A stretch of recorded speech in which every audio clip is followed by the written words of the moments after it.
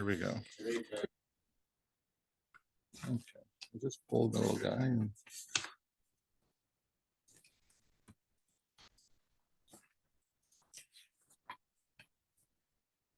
What do we just pull out? Here it is. Sorry. Good evening. Welcome to the Town of Emmitsburg meeting for Monday, May 15th, 2023. At this time, I'll ask you to please silence your phones or turn them off, even better still, out of respect for the decorum of the meeting. Moving forward, I'll ask that we all please stand for the Pledge of Allegiance. I pledge allegiance to the flag of the United States of America and to the republic for which it stands, one nation, under God, indivisible, with liberty and justice for all. Okay, our future meetings include the Parks Committee meeting will occur on Tuesday, May 16th, tomorrow, 2023 at 7:30 p.m. here in the town office. The Planning Commission will meet on Monday, May 22nd, 2023 at 7 p.m. here at the town office. That will also be presented via Zoom. The Board of Commissioners will meet next on June 5th, 2023 at 7 p.m. here in the town office, and that will also be presented via Zoom. I was advised that Commissioner Sweeney will be joining us late. He and I were at the Heritage Day, Community Day meeting rather, and he will be coming shortly. Okay, so moving from there. Any commissioner comments? Commissioner Davis? I'll thank the staff first. I know we've been bombarding you with questions and concerns Microphone. Sorry. last week, and just want to thank you for getting the answers back, even if we didn't like some of them. So thank you. Thank you, sir. Commissioner Ritz. I'll echo that. Thank you. Great, thank you, sir. Commissioner Bowman Pollen. Same thing. Thank you for the patience with all the questions I've been sending your way. Also wanted to comment that Fallen Firefighters Weekend looked to be lovely, and our community garden is expanding nicely. And if anybody's interested in children's activities for farmers market, please let me know. Awesome, thank you. Okay, staff, thank you for your preparation for the meeting. I know hours have gone into this and a lot of energy, so it is appreciated. And tonight we'll see how that results. Yes. All right, moving from there, return to the mayor for his comments. Mr. Mayor. Yes, sir. That Fallen Firefighters was a wonderful community. It was always an honor to welcome everybody and to the meeting, to the outing and ceremony, and it's a real joy. Thank you. That's all. Always to the staff. They're terrific. Okay. We talked about having the opportunity to speak. Do you have any comments you want to share for the Turnquist related to the budget before we begin for public comment? You do not. Okay. All right. Thank you. All right. So at this time, we turn to our two agenda items. The first will be the presentation and review of the fiscal year 24 Town of Emmitsburg budget for consideration. Our second agenda item will be also for consideration the approval of ordinance 23-07, the update to chapter 2.50.30 salary structure for fiscal year 24. And with that, we turn things over to staff first. Thank you. Thank you. That's up to you guys. If you want one of the lights out to see, it might be easier.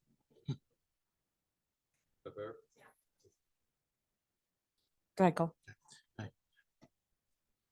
Good evening, everybody. I want to thank all for attending tonight's presentation of the fiscal year 24 Town of Emmitsburg budget. Couple of items before we get started.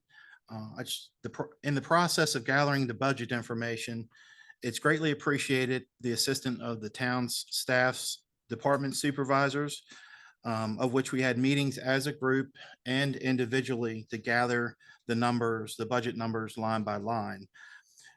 I wanted to note also tonight that we try as a staff to be conservative when estimating the budget numbers for the coming fiscal year. When not having exact numbers, estimating a little lower for the revenues and estimating a little higher for the expenses has been our tendency in past years. In making the presentation, if you have any questions, please ask. If we do not know the answer, we will find it out for you. And lastly, I want to thank Sabrina for putting the PowerPoint together tonight. And we'll get started with the presentation. Yeah, I just, to add just a second what Cole said, we started planning this budget in February. We meet at a staff level with all the department heads.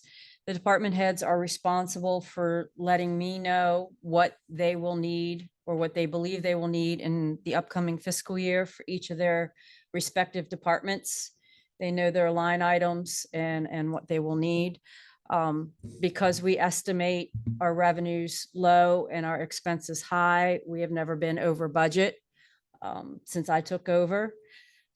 There's only a few line items in the revenue fund that are exact numbers, and those are numbers that were given to us by the state. And as Cole said, as we're going through the line items, I have backup pretty much for every line item. I can tell you what is in there. So there's a madness to each of these numbers. And we'll get started then. Do you mind if I interrupt? Can we just have one light on? Because now I can't see my papers in front of me. Just one light, yeah. It might be my eyes. Thank you. Thank you. Okay, we'll get started. Okay. Okay. We'll first start with the general fund revenues. And the general fund revenues in your notebook is the first section of your notebook that was handed out. Last year, the budget for the general fund revenues, which were in the current year, is a little over $2 million, $2,053,000. And they're broken up. Each year, we break it up by the different subcategories: taxes, license, state revenue, county revenue, service charges, and miscellaneous revenues. Good. Good, Sabrina. This year it's up slightly. It's up to 2,181,496. And taxes is your main component of the general fund, of which the real estate taxes are a good portion of that section. For this coming year, we're estimating an additional 15,000 on the real estate taxes line. Also increases in the state highway funding that we're getting, and the county tax equity portion is slightly higher this year. Overall, about 130,000 more from prior year. And this slide can be seen on page 5 and 6. The real estate tax, the county or the tax equity will remain the same at 0.3464 per $100 assessed. That's what it was last year, and the recommendation is to keep it the same again this year. Great, Sabrina. This next slide is just a representation of the general fund revenue. As you can see from year to year, amounts have increased a little bit each year as we've went forward. Just a note for fiscal year 23 and 24, those are your budgeted amounts. Fiscal year 13 through 22 are true audited numbers. So fiscal year 23 is showing what we put in the budget last year, and fiscal year 24 is what we're estimating for this year's budget. This next slide is just an overall representation of the revenue, just in a bar graph form. And you can see when we went through the COVID period, that some of the revenues, the actual revenues, ended up being a little lower than it was in fiscal year 20. And then you can see the budgeting for fiscal year 24 is back to pre-COVID levels.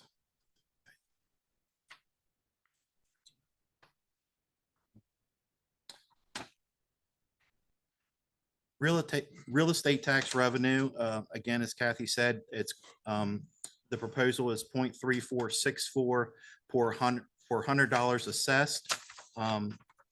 Each year we get a statement from the state concerning our constant yield difference, and this year we're exempt because we're within the $25,000 amount. Every 3 years, the real estate is assessed, and there's a 3-year phase in for those typically increases.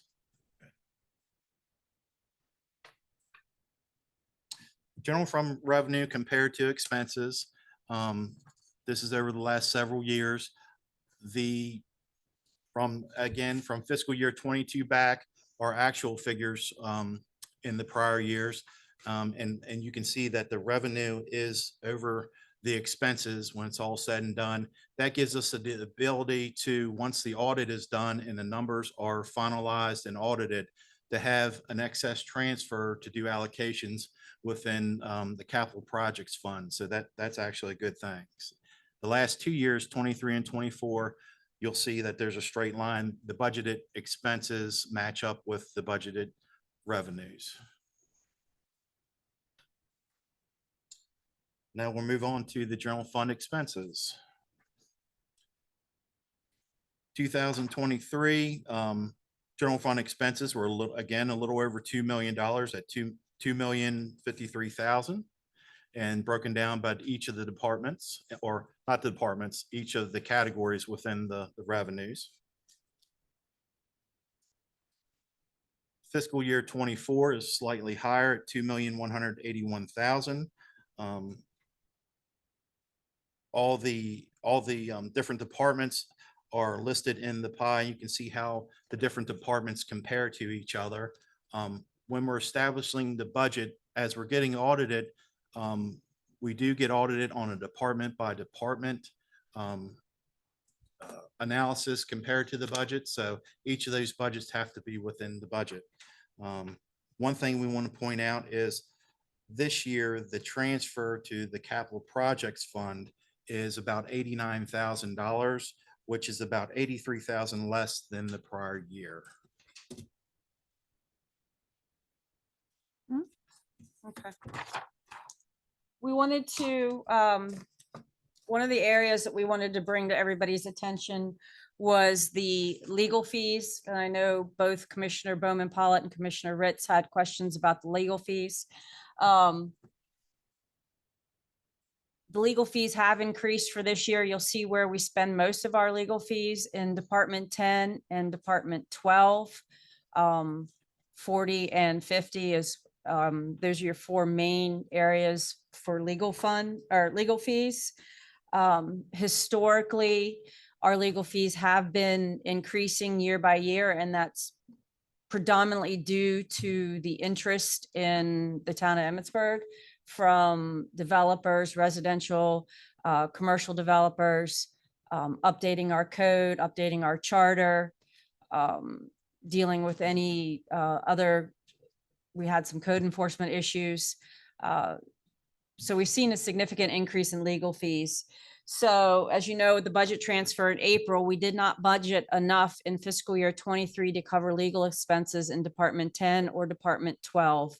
So this year we have estimated higher, as you can see in Department 10, we're budgeting about $30,000 for legal. In Department 12, $64,000, and then in water and sewer, $8,000 each, in the hopes that I believe the estimates are high. This is one of the most difficult areas to budget for. We would rather be high than low than have to come back and ask for a budget transfer. The board did pass resolution policy that allows us to recuperate some legal expenses. Typically, that's after a developer or an interested party has submitted an application. So it doesn't cover any of your code changes, any of your charter changes, any initial investigations in the town. The way the code reads or the policy reads, it's after somebody makes a formal application that we can then recoup legal fees. We have not applied this to any project that was already in the works prior to that policy being passed. I believe it was out of fairness to our developers or to our current developers. So that's just a graph of where we're looking at legal fees for fiscal year 24. Yeah. go ahead. And this is just another way of showing how we've grown, or not grown, but how the legal fees have increased since fiscal year 20. The town has been incredibly busy over the last several years. And we'll continue to show highlight some different expense categories within the departments. This is just your police, safety, and, your contract. Let me pull this up in my chart here. Do you have it? The exact amount for fiscal year 24. It based off of, your contract is based off the officers that you have, their salary as well as their, health benefits and other things that go into the contract. This year, it's This current amount for this year is 286,000 as compared to last year of 271,000. So I think when we get the estimate for the pricing each year, I think it's just based on staff and how much seniority they have, that type of thing. right, So that can fluctuate up and that can fluctuate down also right. in certain years.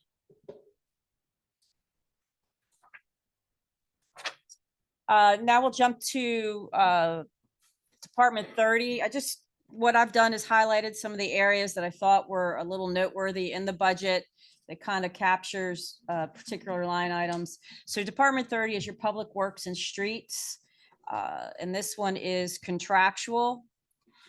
We've steadily budgeted $12,000 in snow removal each year. We've been fortunate the last 3 years to have not needed 12,000. So we've just kept that line item kind of stagnant for the last 3 or 4 fiscal years. You have parking enforcement at 3,600. That covers the handheld device that issues the tickets, as well as the software that we have in-house that helps process the tickets. It sends out any letters for late notices.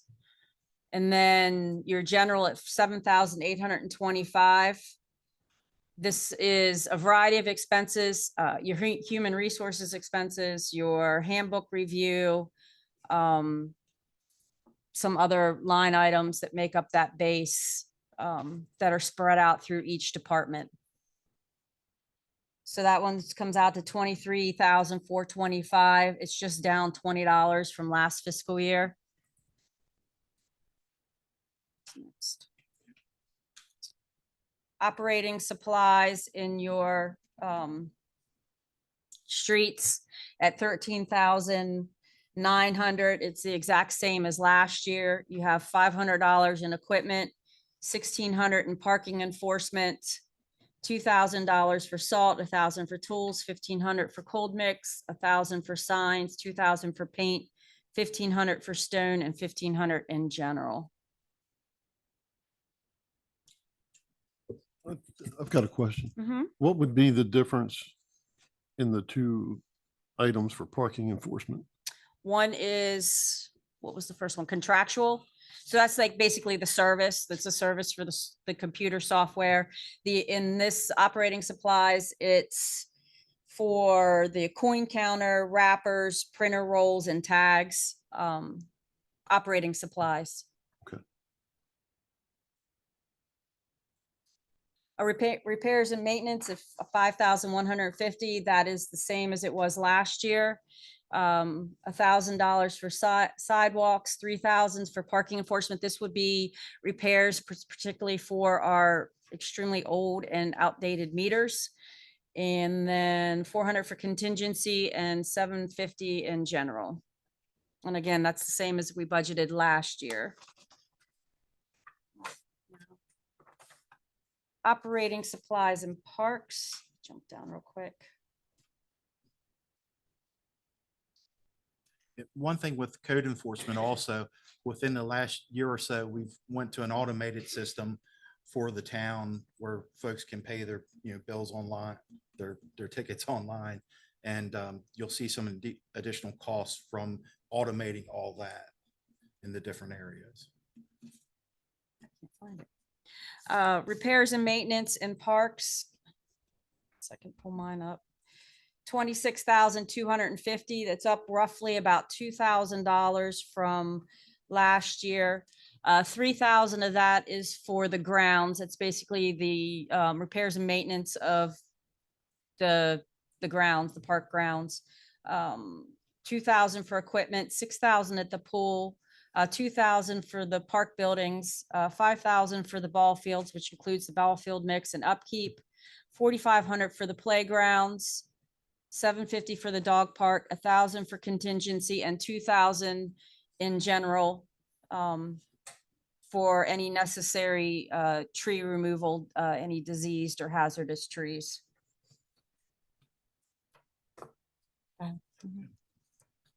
Special events and programs costs, that's up roughly $3,000 from last year. We have, 2,500 in the farmer's market for ads, signs, and miscellaneous items, possibly any additional vendors. 2,500 for 3 pool parties, 5,750 for community functions, which includes Arbor Day, Earth Day, and Turkey Trot. 700 in general, which includes a $500 base and 200 miscellaneous supplies, and then $500 for the community gardens.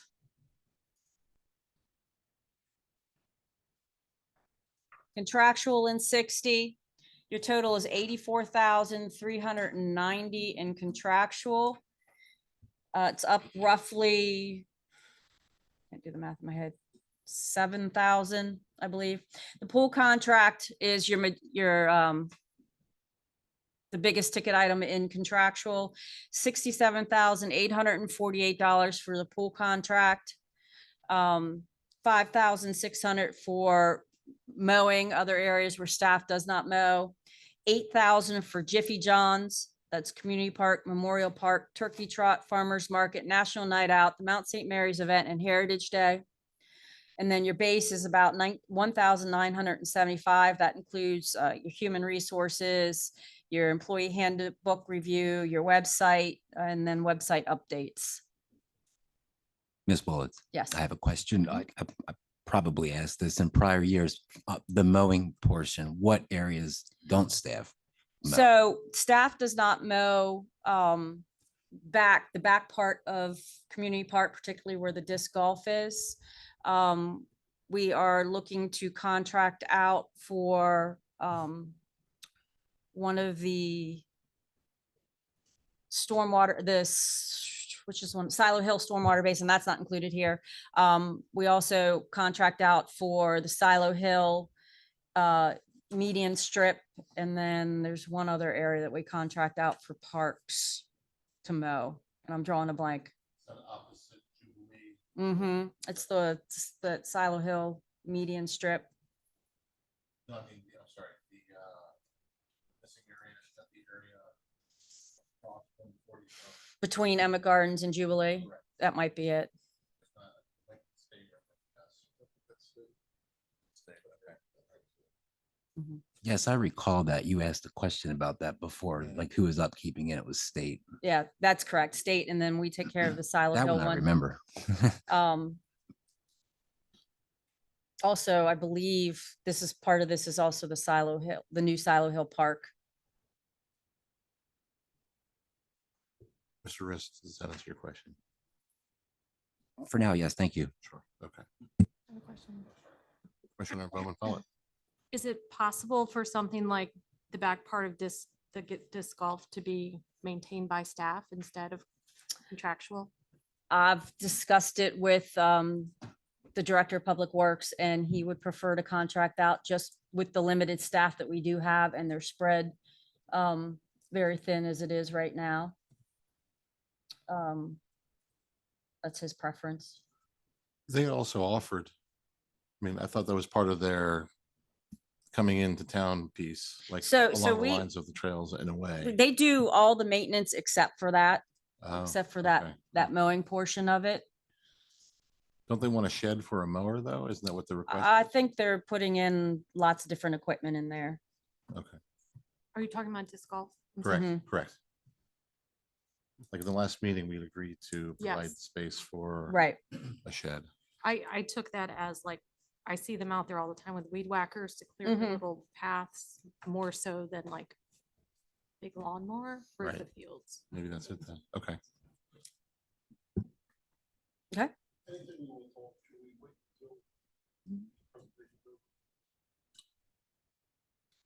I would say this to frame it. If it's something that you feel you need clarification on from the presentation, ask the question through the presentation. But if it's something that you want to make a proposal to modify the budget, I would ask if you wait till the budget's been fully presented, if you're comfortable with that. If you feel there's something that's urgent, absolutely. Okay. Staff, we turn back to you. One thing with the capital projects fund, that corresponds to pages 16 through 19 in your note. We just wanted to highlight some projects we anticipate working on or working towards in fiscal year 24. And these are general fund projects. We're going to continue with the tree plantings as required by the MS4 permit. It's already in the works for the area from the Daughters of Charity on South Seaton Avenue. The historic walking tour brochure and webpage. That's part of the, that's through the Main Street. Upgrading the parking meters. That's an eventual, whether that happens in fiscal year 24 or not, but it's something that the town is going to have to do in the near future as the meters that we currently have are outdated. They don't make the parts anymore. The guy that we had fix them is elderly and retiring. The parking lot at Rainbow Lake, the Storybook Trail and Community Park, the cornhole boards in Community Park, they're estimated to start in August or be ready to go in August. And then the bathroom and concession stand in Community Park as well. Next one. Just some updates on MS4 and stormwater. This slide here highlights all the administrative functions related to MS4 and stormwater. We estimate the administrative items roughly about 16,000. That's about what we spent on administrative items this fiscal year. Next one. Again, here is some additional MS4 items that are going to have to be completed in this fiscal year. We have to renew our GIS license, and then the associated estimated budget is next to it. We have to create one stormwater article. We have to do our annual report. We have to conduct, or our contractor conducts the outfall inspections and report with the standard operating procedures updates. They do the ones that the town is required to do, and then the county handles the rest of them. Updating the MS4 maps and stormwater GIS, the pollution prevention and good housekeeping report. This is a maybe item. It only applies if the report needs to be updated. Annual employee training, which happens in September, I believe. Commissioner Davis and Commissioner Ritz attended our training last year. And then the Silo Hill grant support for 2,500. That project will be wrapping up here in, I believe, June or July. I need Julia here to tell me that one. That would be the Silo Hill Stormwater Basin retrofit project. And then the next one, some other items. The Silo Hill maintenance. We actually have a meeting with the Director of Public Works, the contractor, and Silo Hill to go over a maintenance plan that is required for stormwater basin. We're hoping to be able to cut this line item down and try to do some of this work in-house.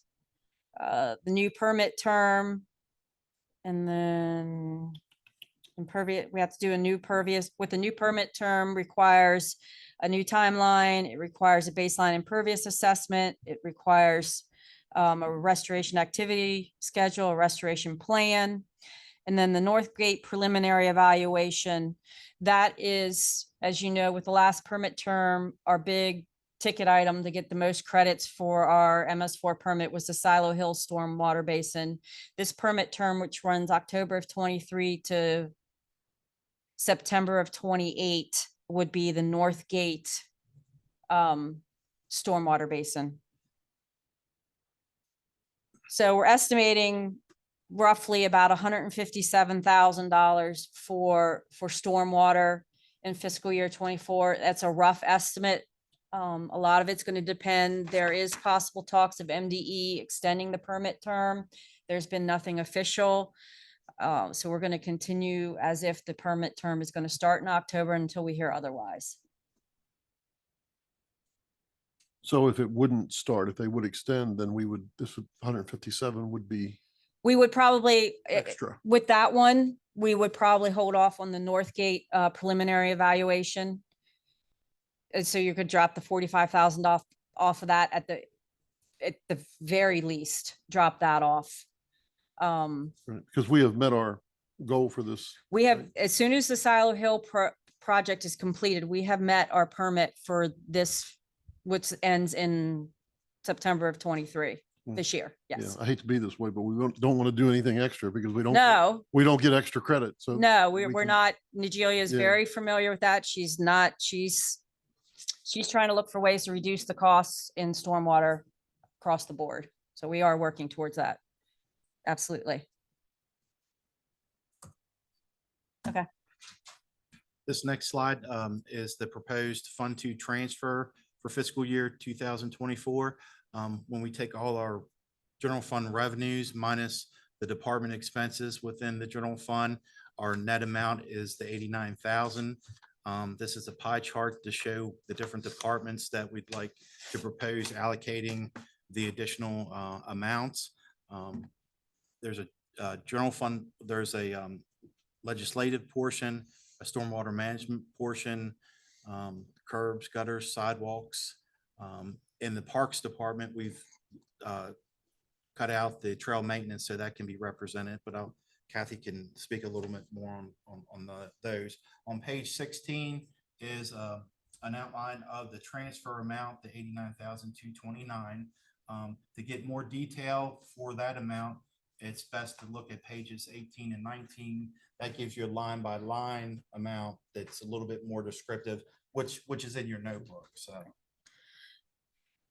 So the 89,229 is your excess from between your estimated revenues and your estimated expenses in fiscal year 24.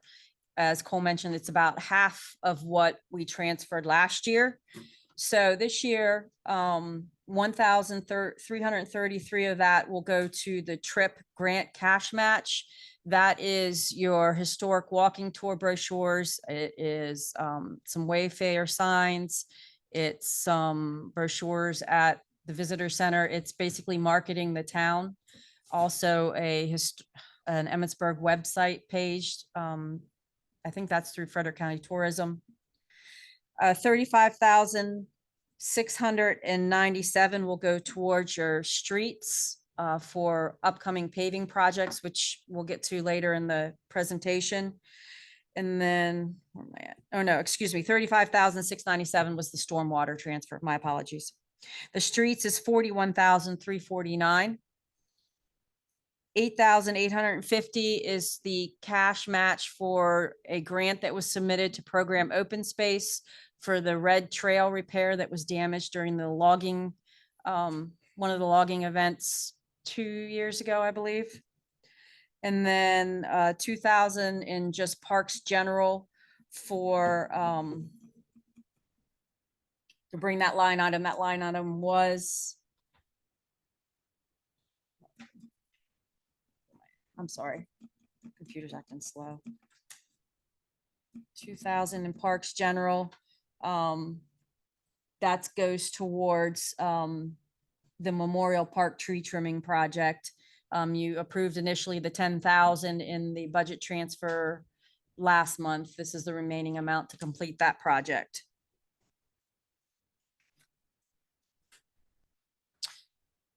This is capital projects interfund transfer. So we had several lines that were dedicated to the square project. For anybody that remembers the sidewalk and square project that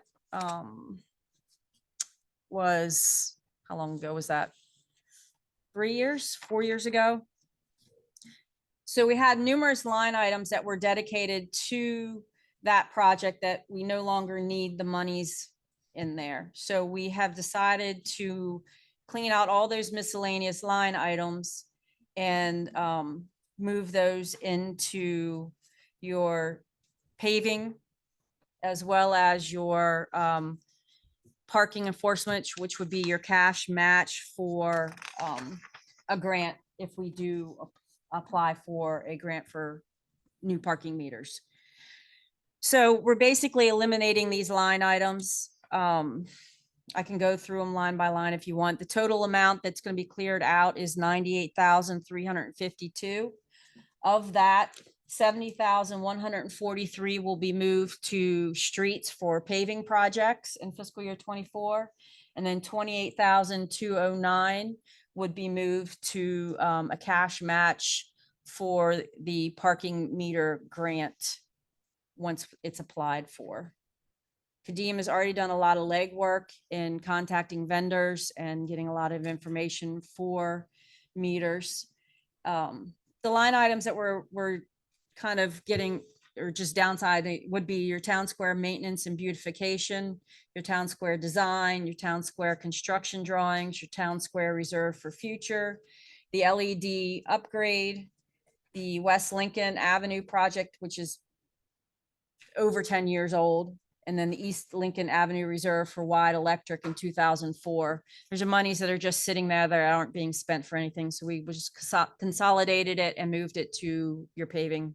So essentially, the prior year allocations, the fund two that we ended up not needing to use Mhm. as the allocation. Correct. This is from the Director of Public Works. He maintains a paving schedule over the years and plans them out. These are the proposed paving projects or the schedule for fiscal year 24. These were deemed the roads that were in the greatest need. You'll see Northgate, which is Zanella Drive to Adams Avenue, Silo Hill from Robindale Drive, or Silo Hill, Robindale Drive, Heritage Lane to University Drive, Potomac Avenue, South Seaton Avenue to Chesapeake Avenue, Silo Hill Road, First Robindale Drive entrance to Silo Hill Park. These will all be put out to bid like we have done in years past. Next one. Moving on to the water fund. These are part of our enterprise funds. Go ahead. This first slide in the water fund is the water revenue from fiscal year 2014 to current. As you can see that different years, just for example, to show fiscal year 22, we had a spike in revenue within the water department. That year we had $278,000 in tap fees. And also we got partial funding for the grant for the clarifier that the town is working on. So you see how important that tap fees can be on a year-to-year basis as far as additional revenues. Fiscal year 23 and 24 are represented by the budget amounts that we have for this year and last year. Water expenses, 2014 to current. All the amounts up to fiscal year 22 are the audited amounts with the depreciation included. Fiscal year 23 and 24 are the budgeted amounts that we have for this year. And as most of you know, that depreciation is captured in your audit and not in your budget.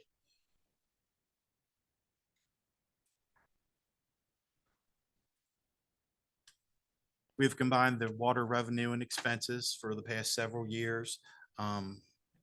Whereas you can see that for a typical year, the expense has outpaced the revenue.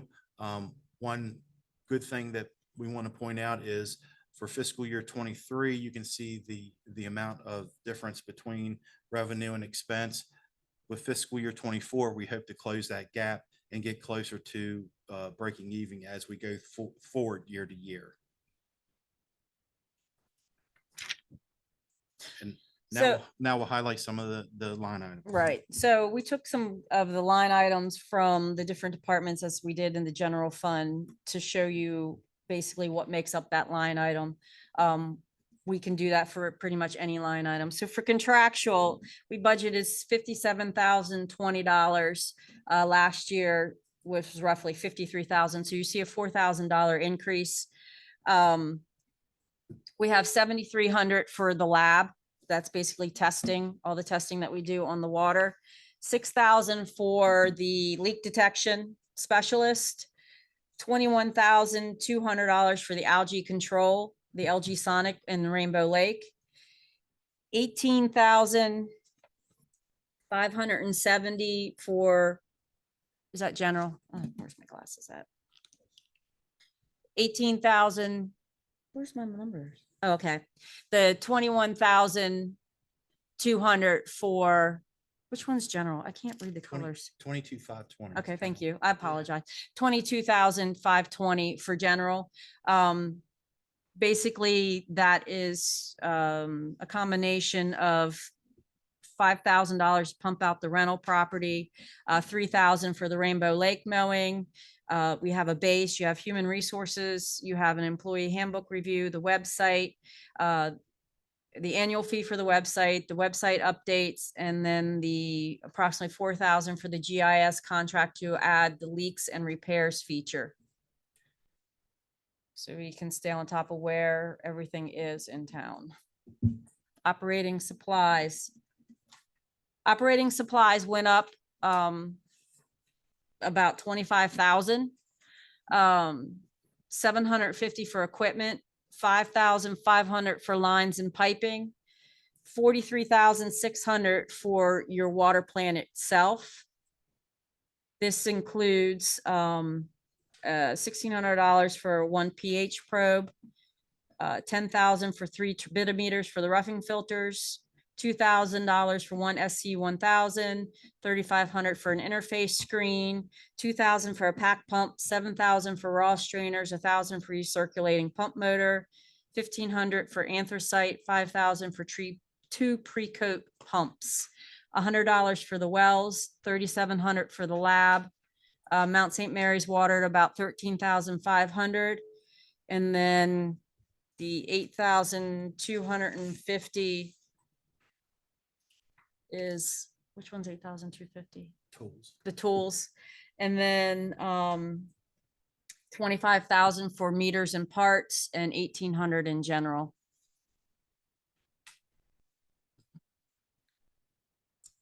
Chemicals, 37,500. This is roughly up about 2,500. We spent about 2,500 in chlorine, 18,000 in soda ash, 9,500 in Delpac. That one went up quite a bit, 7,000 for the DE and 500 for general chemicals.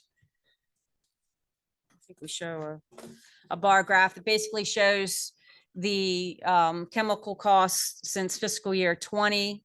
As you can see, most of them have jumped significantly since fiscal year 21.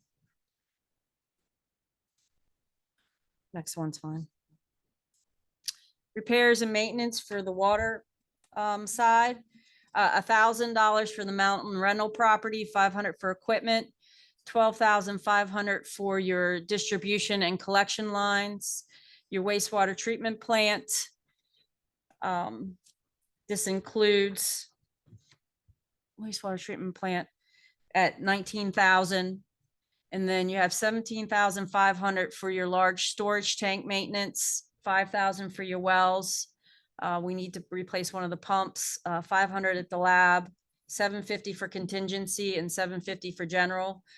This line item decreased by only about $100 from fiscal year 23's estimate.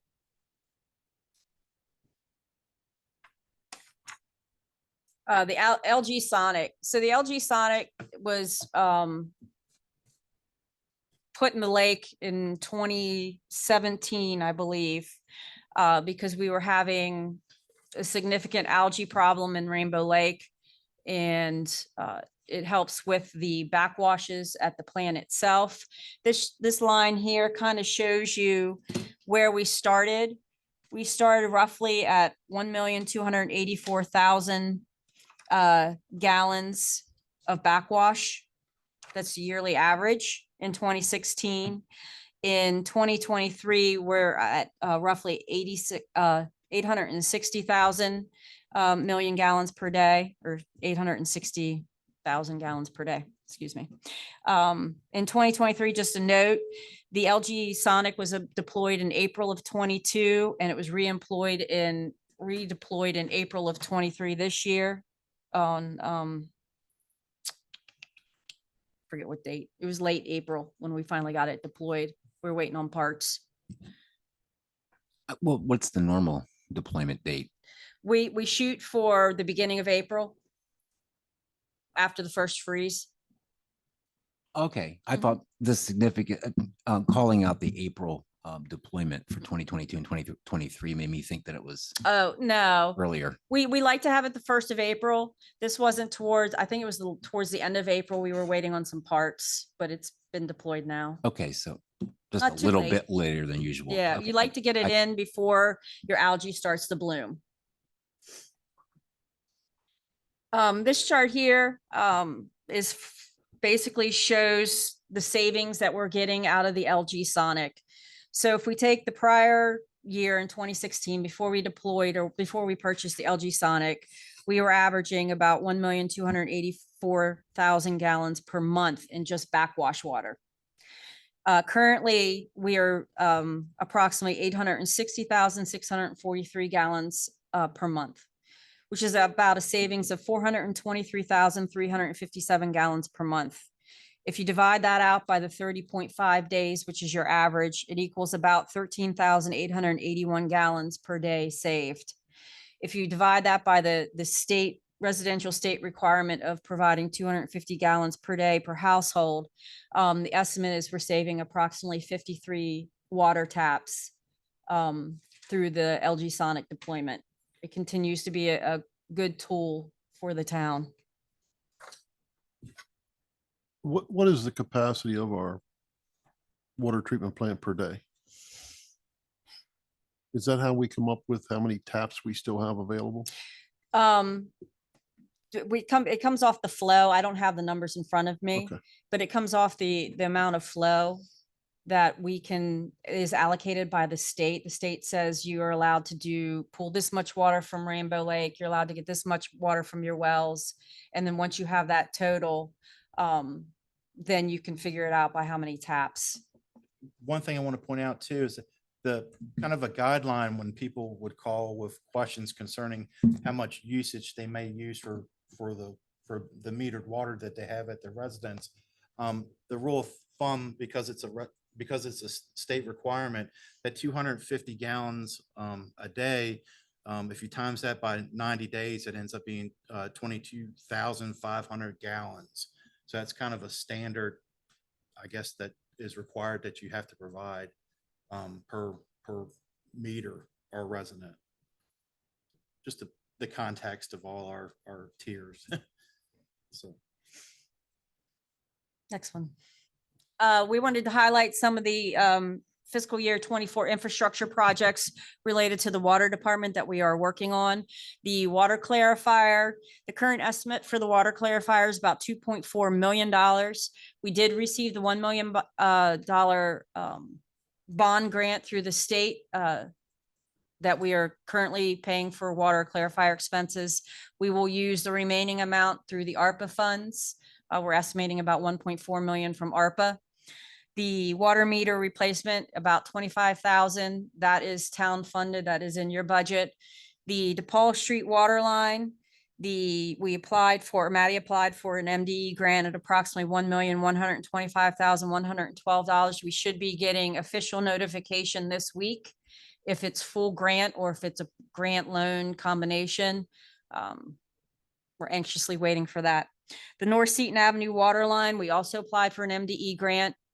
We do know that we did receive money for both these projects. We just don't know what the portion is. That's estimated at $1,131,689.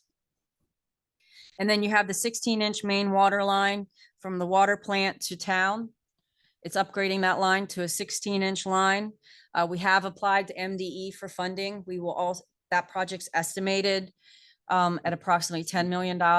We have applied to MDE. We will have to apply to other funding sources for this project as well. It is freezing. Unfortunately, today, we were notified by the Maryland Department of Environment about a new mandatory program that they have for everybody.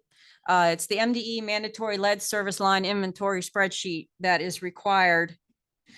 Basically, the revisions to the federal lead and copper rule require all community water systems such as the town of Emmitsburg to develop an inventory to identify the material or materials of all service lines connected to the water distribution system.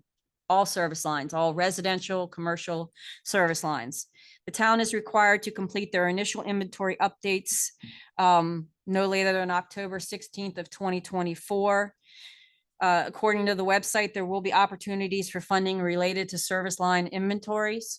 This will be an extremely time-consuming project. They require size of the line, length of the line, type of the line, longitude and latitude, as well as a variety of information in their spreadsheet For each house? for each service connection. Yes, it is. Yes, it's overwhelming. We have not actually had an official staff meeting on this. We have a department head meeting this week to go over it. But this is overwhelming for a small town like us. I don't suppose they gave any guidance on how they expect Emmitsburg to meet. No, according to Jared, there was a conference this week in Ocean City for water users. And that's the talk of the conference on how municipalities are supposed to tackle a project like this. We're not the only ones. They did send out a bunch of guidance that we're going to sit down and talk about and see what we can come up with. Did we have someone attend that? We did not. We did not. We will next year for sure. And obviously that last sentence was just thrown in there for hope, but it's no guarantee, is it? Correct. Yeah. Okay, I'm gonna make a footnote. 7:55, Mr. Commissioner Sweeney has joined the meeting. I just wanted to give everybody the heads up on this. This was something new that got dropped on my desk this morning. Just so everybody's aware, we will definitely have more conversations about this going forward. Next one. This is the updated cost estimate for the water clarifier. I just wanted to share with everybody. The estimated total is $2,443,342. The main component that increase is the construction. That's basically your inflation, your supply chain, and then the BABA requirements from President Biden. And again, the estimates, $1 million from the Department of General Services from the state, and then the remaining monies will be funded through the American Rescue Plan. Next one. Just some quick updates on the current infrastructure projects. The water clarifier, 100% of the design is complete. All permitting should be completed by the end of July or June, end of June. And then we'll begin advertising the project for bidding in early July of 2023. The DePaul Street water line, we received 3 estimates collected for the improvement plan design. Fox and Associates was the lowest estimate. The contract signed with Fox and Associates on March 28th. They are currently working on design. The construction bid will be advertised around September 25th. We're hoping to bring those bids to the board in December, with construction starting January 1st of 2024. And it's estimated to take about 9 months. This project, the DePaul Street project, should be completely grant funded through MDE and then the community development block grant that Maddie is working on.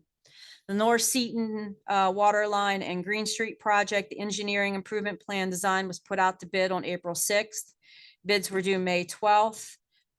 Board will vote on those. I will be bringing those to the board on June 5th.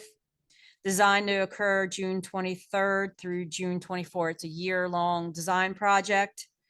And then July 1st, 2024, we're estimating to either begin construction or put the project out to bid with an estimated completion of December 31st, 2025. Some future capital improvement projects just kind of on the radar for water. These are just estimates for time frame. The 16-inch main water line from the water plant to town, probably the next 2 or 3 years. Again, we apply for MDE funding, but that an award won't be announced till January of 2024. And then we will have to look for subsequent funding through USDA and other venues. The West Main Street water line replacement will be the next water line after DePaul Street and North Seaton Avenue. I kept the Emmett Gardens water treatment plant in here. That's just pending future development and the need for any additional water capacity. The Waynesboro Pike water line replacement, the next 5 to 7 years, and then the North Seaton Avenue North out of town, 7+ years. Those 2 items, the board will have to consider because they are out of town and there's other requirements and other things that the town's gonna have to take into consideration for those. You wanna go? Moving on to the sewer fund. This first slide shows the revenue for the sewer fund from fiscal year 24 for the last 10 or 11 years. One thing I want to point out is, as you see in fiscal year 14, that was the tail end of when we were receiving grant funding for the new wastewater treatment plant. So when you get that grant money, it can vary wildly. I think the sewer plant ended up being $16-17 million. So over the next, once it was established, each year that depreciation expense would go towards each year's expenses. Again, you can see the activity for sewer expenses the last several years through fiscal year 22 includes depreciation, and those were actual amounts. Fiscal year 23 and 24 are budgeted amounts. And you can see in the graph that fiscal year 24 is slightly higher than last year's budgeted amount.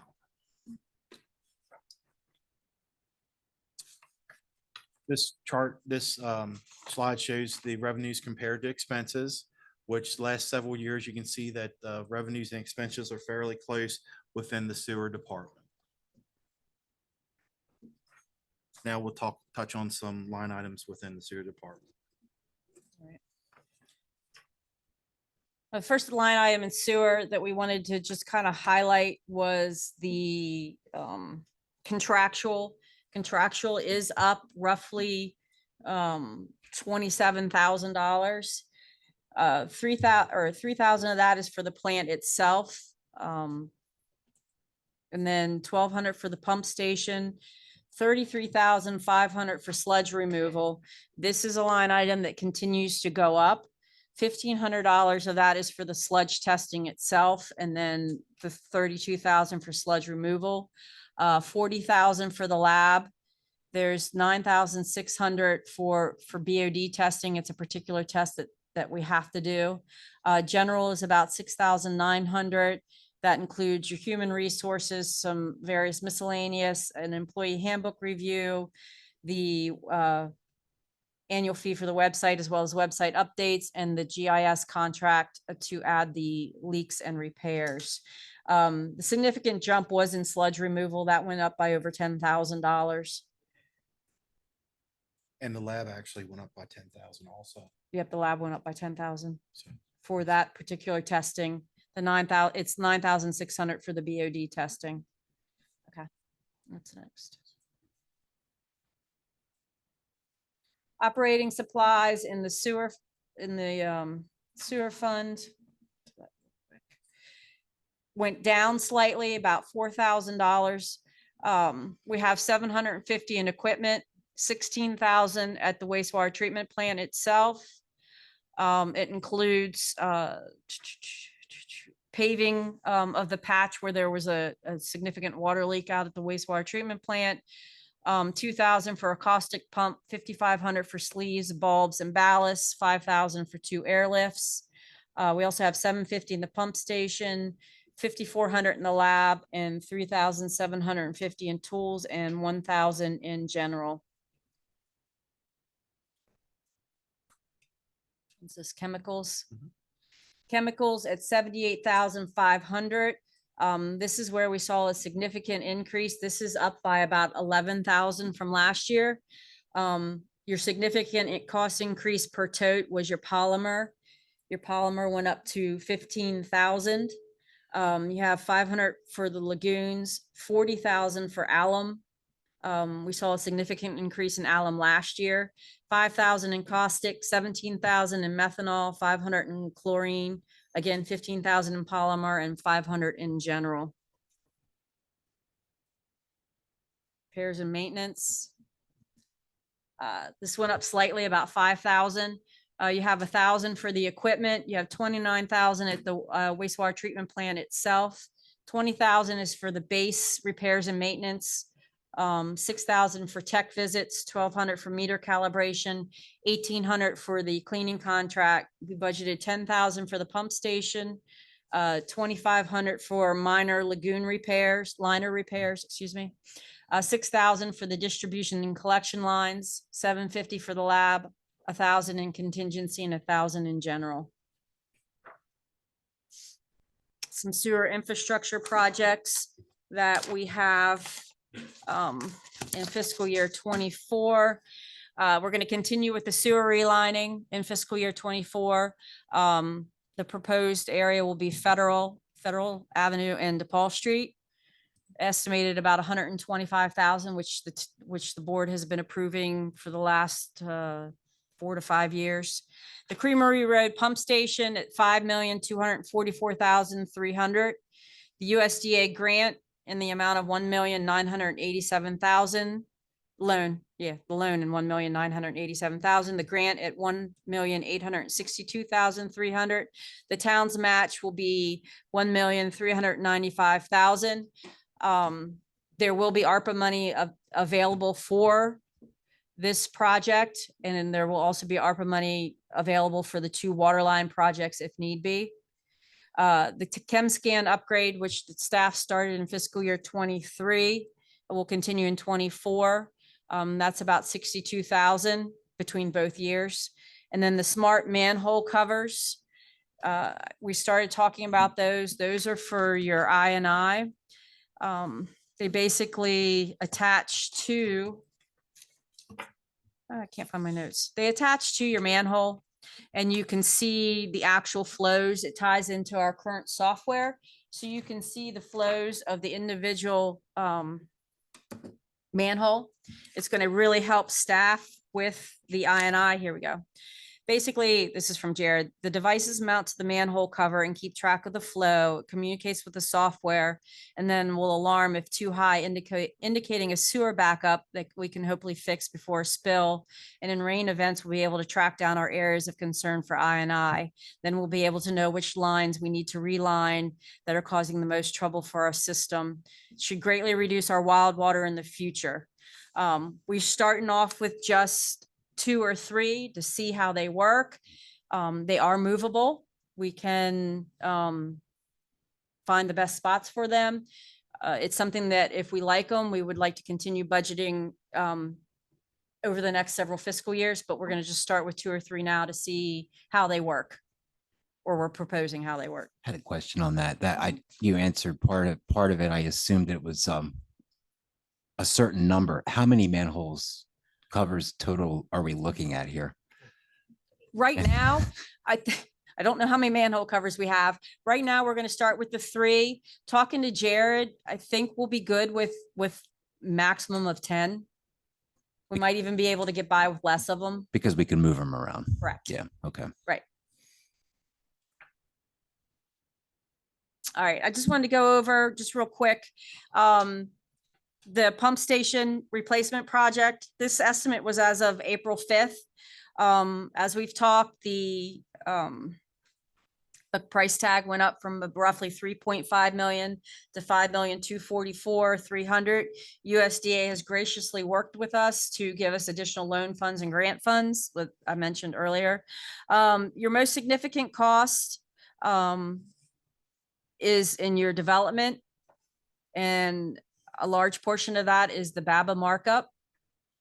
So your estimated construction costs are 4,392,400.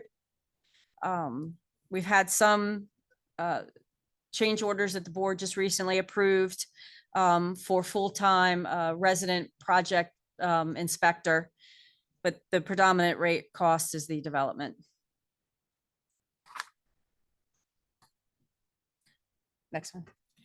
Just some future sewer projects, sewer relining, just various lines, including West Main Street and Tannery Drive, the additional smart manhole covers, lagoon liner replacement. There is one liner out at the wastewater treatment plant that we've been trying to get an estimate on the repair or replacement of it. We're having difficulties getting a price from anybody. The heating system at the lab does not work, making it difficult for them to do some of their testing. We've had some contractors in, they've gone back and forth with how to heat the lab better. This lab is the old water plant or wastewater treatment plant. And it's a very old building. It's not insulated. The windows are really bad. And in the wintertime, it makes testing hard because you don't have the right temperatures. This is on the back burner, but it is something that we'll have to address at some point in the future. Next one. You wanna pop that one. Yep, we just wanted to point out some other items throughout the budget. First is the pool revenue today. As you can see with the activity of the pool, more and more folks are starting to use it again after all the lockdowns we've had as far as the COVID restrictions. So that's good news. The electric budget. This chart represents the last 3 or 4 years for the electric budget. As you can see, in total, the amount has went up slightly, but has stayed around the 180,000 town-wide expense level. So we've been really fortunate that we have the contract with UGI, whereas the kilowatt generation only increases by 2% each year. So we have several more years to go with that. This chart is the main thing to concentrate on. This chart is the total column at the very end. You can see the different years and what the final audited amounts were town-wide for the electric expense. The last fiscal year 21, fiscal year 22, we've been around 175,000, and fiscal year 23, we should roughly be around there also. That fiscal year 23 number is the first 6 months of this current year, which is actual. Again, with the electric energy costs, you can see the line has been fairly consistent the last few years. In fiscal year 16, the cost did spike. We think mainly due to the new wastewater treatment plant that had just recently opened. Then there was a lot of testing done out at the new plant, and we did get up to a little bit over 200,000. This year we should be a rate around, I believe it's 185,000. Insurance continues to go up, unfortunately, each year. This is just a bar graph that represents that.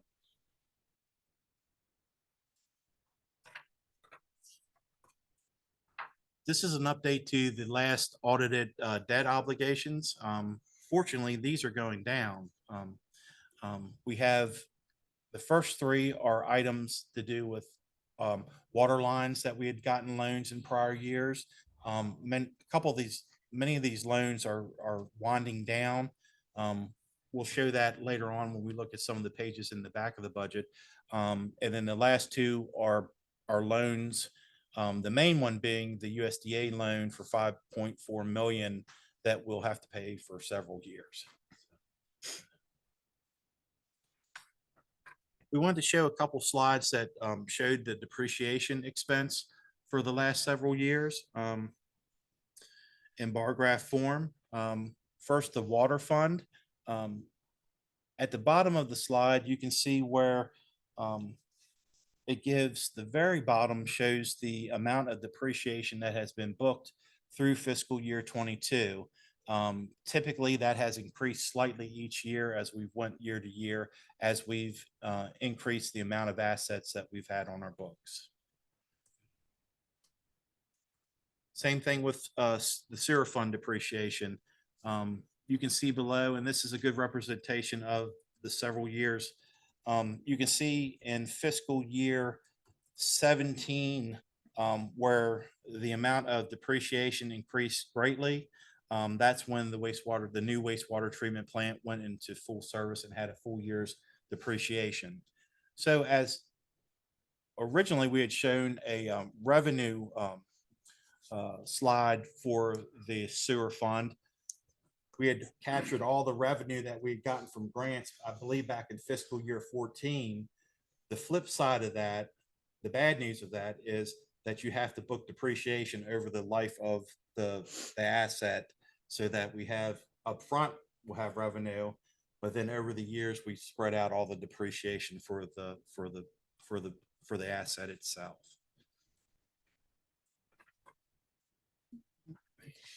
So this, Commissioner Davis, this should answer your question, how we get sewer taps and water taps. So you take the state's permitted maximum usage. I apologize, I don't know what that number is off the top of my head. And then you subtract your 5-year average usage for sewer and your 3-year average usage for water. I can't give you the answer why the years are different. These are your remaining sewer taps. You have 1,134 sewer taps remaining. The top line items, Rudders, Brookfield, Second Avenue, West Main Street, Village Liquors, they have all paid their water and sewer taps, and that they've all been allocated. The Southgate 3 Homes, Ripley's Creamery, and Federal Stone, those taps have not yet been purchased, but they have been allocated.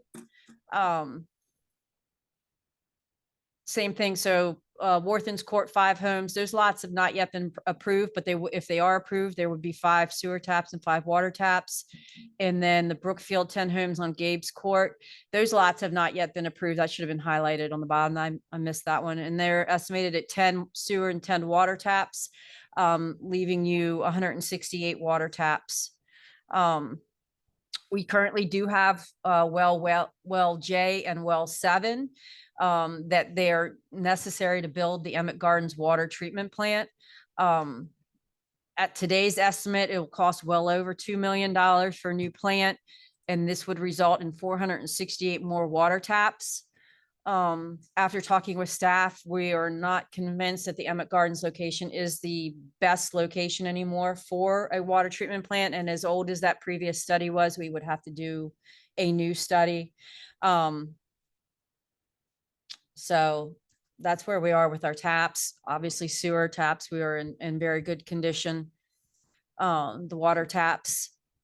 Mr. Sweeney. Commissioner Sweeney? The Emmett Gardens, wouldn't the pipe work run for that down Lincoln Avenue already? A portion of it was run. It's not completely run. How far did it go down? I don't know off the top of my head. I knew some of it have went in, but I don't know how much.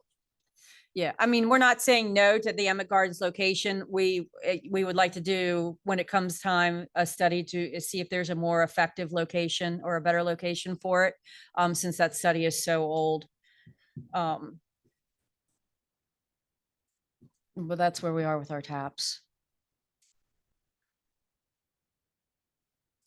We wanted to highlight some of the projects that were completed in fiscal year 23. Some of these were budget funded, some of them were not. We just wanted to highlight. So you have the Rudders grand opening after many years of planning. They seem to be doing well. The Silo Hill Park Playground, which was grant funded, a new playground with the half basketball court. Hope everybody's getting out there and using those. The new message boards located throughout our parks and as well as Rainbow Lake. That was grant funded as well. Some other ones at Memorial Park Restroom and the Community Park Restroom. The Memorial Park paving project. I think this has been a huge asset to that park. As you know, it was quite a nightmare during baseball season. This has kind of helped alleviate some of the hecticness. The camera project at E. Eugene Myers Dog Park. Unfortunately, we had a lot of vandalism in the dog park and surrounding our pavilions. We installed a new camera.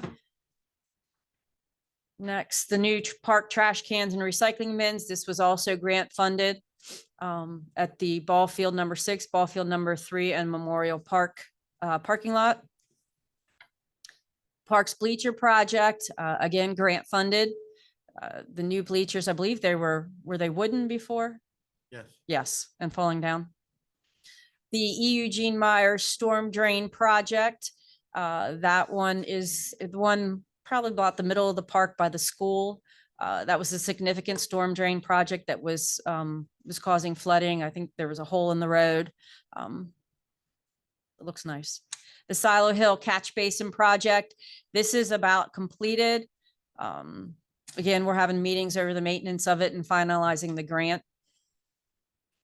Again, this was a grant funded vehicle through the USDA Facilities Grant Project. We were able to purchase a new truck for the Public Works. Again, we were recertified for the 5th year as a Tree City USA town. The Community Legacy Grant, we tried to get some decent pictures to show some of the work that's been done through the Community Legacy Grant in this previous fiscal year. This would be a chimney project at 106 East Main Street. For clarification, And that's it. the slide, is that your shadow on the rooftop? Yeah, no. Just wondering. I'm scared of heights. Town events, we kind of wanted to highlight. So Commissioner Bowman Pollitt and Kadeem have been working tirelessly to revitalize our farmers market. We are so excited for the farmers market. The hours have changed. It's Friday from 2 p.m. to 8 p.m. We will have food trucks, alcohol tastings, activities for the children. I know there's a moon bounce and some face painting. I don't know what else. Variety of farmers from fresh produce to meat and eggs and baked goods, and a variety of different vendors. Please come out. The biggest complaint we hear from the vendors is people don't show up. They put a lot of time and effort into kicking this off. I'm so excited. I believe there may be a kettle corn vendor coming also. National Night Out. Again, this was last year's National Night Out. National Night Out this year will be August 1st behind the town office. Please come out. There will be 3 pool parties. The pool opens up in less than 2 weeks. The Earth Day celebration. There's a great event. Unfortunately, the rain didn't hold out for us. We will come back stronger next year. The Christmas tree lighting out front. And then I had Maddie just highlight some of the grants that she's applied for in fiscal year. Is this 22? Fiscal year 22? It should be fiscal year 20. Okay, those are ones she applied for previously in fiscal year 22. As you can see, she was extremely successful with only 1X. Next slide. And then fiscal year 23, she's applied for the TRIP grant, is the one that I mentioned that we added the 1,333 for the grant match, an advertising grant, the Silo Hill playground improvements, the Rainbow Lake parking lot, the cornhole boards, concrete boards for community park, the Storybook Trail, the town streetlights, 2 grants for that, or 3 grants for that, excuse me, and they were all approved. Next one. And then we had the business or the DHCD Business District Safety Project. Those, I believe, are your cameras. The Rainbow Lake parking lot, again, some more streetlights, the water line replacement on North Seaton Avenue to DePaul Street, the DHCD operating grant assistance for MIP, and the community park pavilion improvements. Again, they were all approved. Memorial Park pavilion improvements, the baseball bat and helmet racks were approved.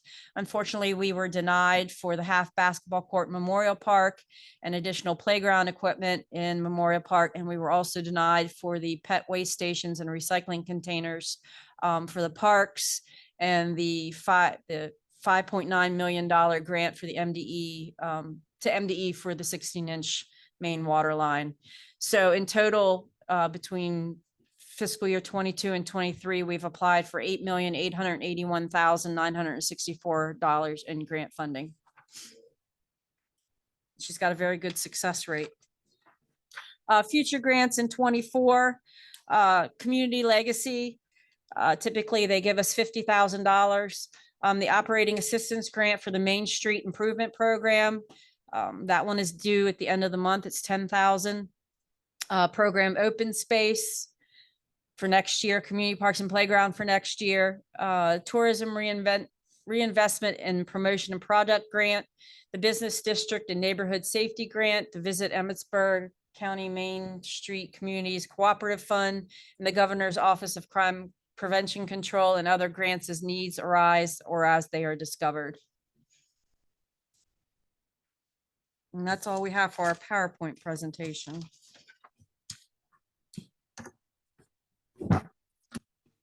Okay, so process. At this time, commissioners, the ball is in our court. If we have questions to staff or questions related to the budget presentation, or we have proposals to modify the budget, this would be the time when, this would be a time we bring this forward. We have a deadline to get this budget finished at the end of June. Is that correct? Yes. you Okay, must have it so adopted budget. with that in mind, tonight is not a end all be all night, but this is the beginning of the process. And if there is a consensus or a majority, then we could vote for this tonight if that exists. So with that in mind, Commissioner Davis, you asked the question earliest in the meeting. Do you want to start with questions for staff or make some proposals? The one thing that came to mind with me was the $8,000 for Jiffy John's. We have restrooms in both parks. And I suggested a couple of years ago that we put automatic timing devices on those doors so they lock and unlock on a regular schedule. Mhm. And, you know, I would much sooner use a regular restroom than I would a Jiffy John, but and I think that's where we could save some money, maybe not this year, but instead of doing the Jiffy Johns, if we put that towards those locking devices, so staff didn't have to worry about, you know, showing up, or we have to give keys to people and, you know, things like that. So that would be one thing I'd like for us to really take a hard look at. Staff agrees with you, Commissioner Davis, on that assessment. The only concern with keeping the bathrooms open is unfortunately the vandalism that occurs with people backing up the toilets, but we do agree with cutting the Jiffy Johns and looking towards automatic door locks.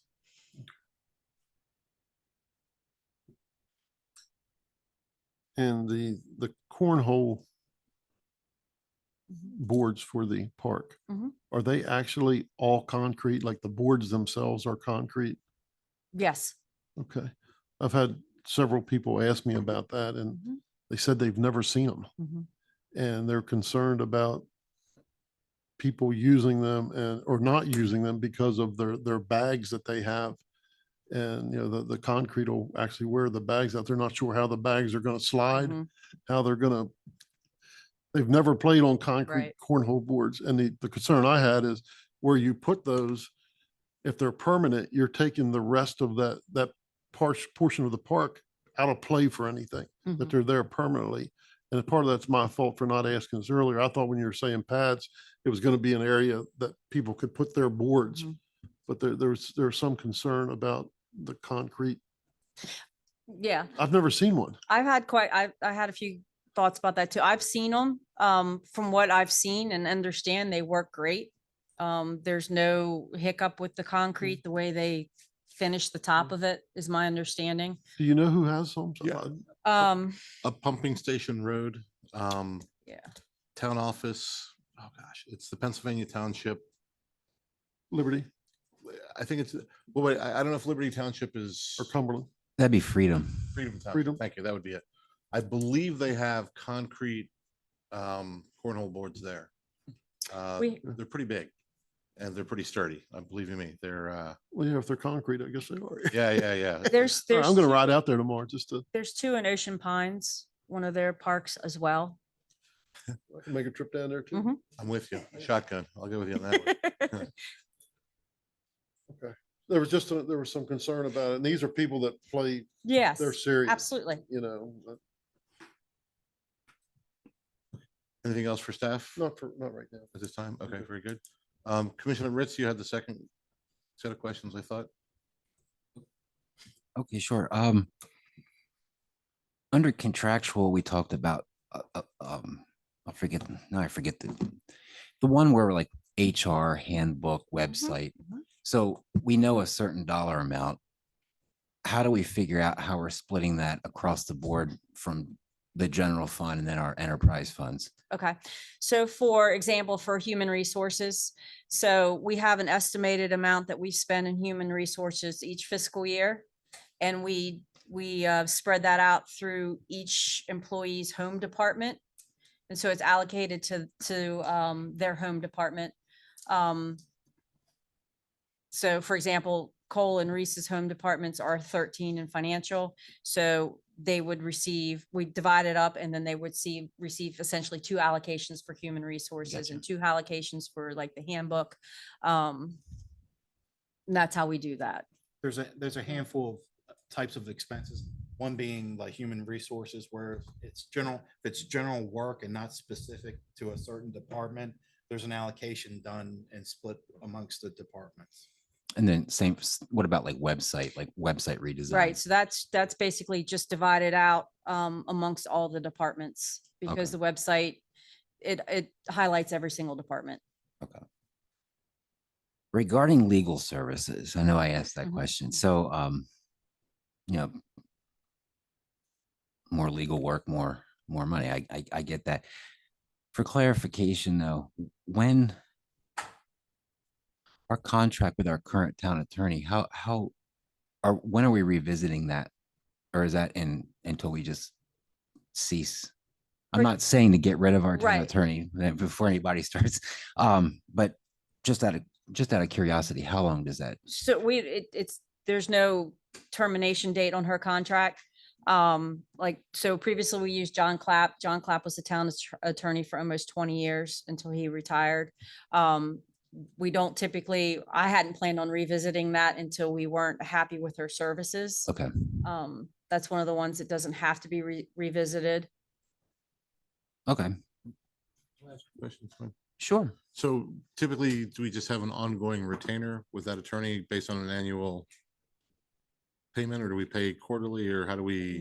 We pay, she sends us a bill monthly and it's Okay. basically any work that she's done. Some months it's a nominal amount. Some months it's Sure.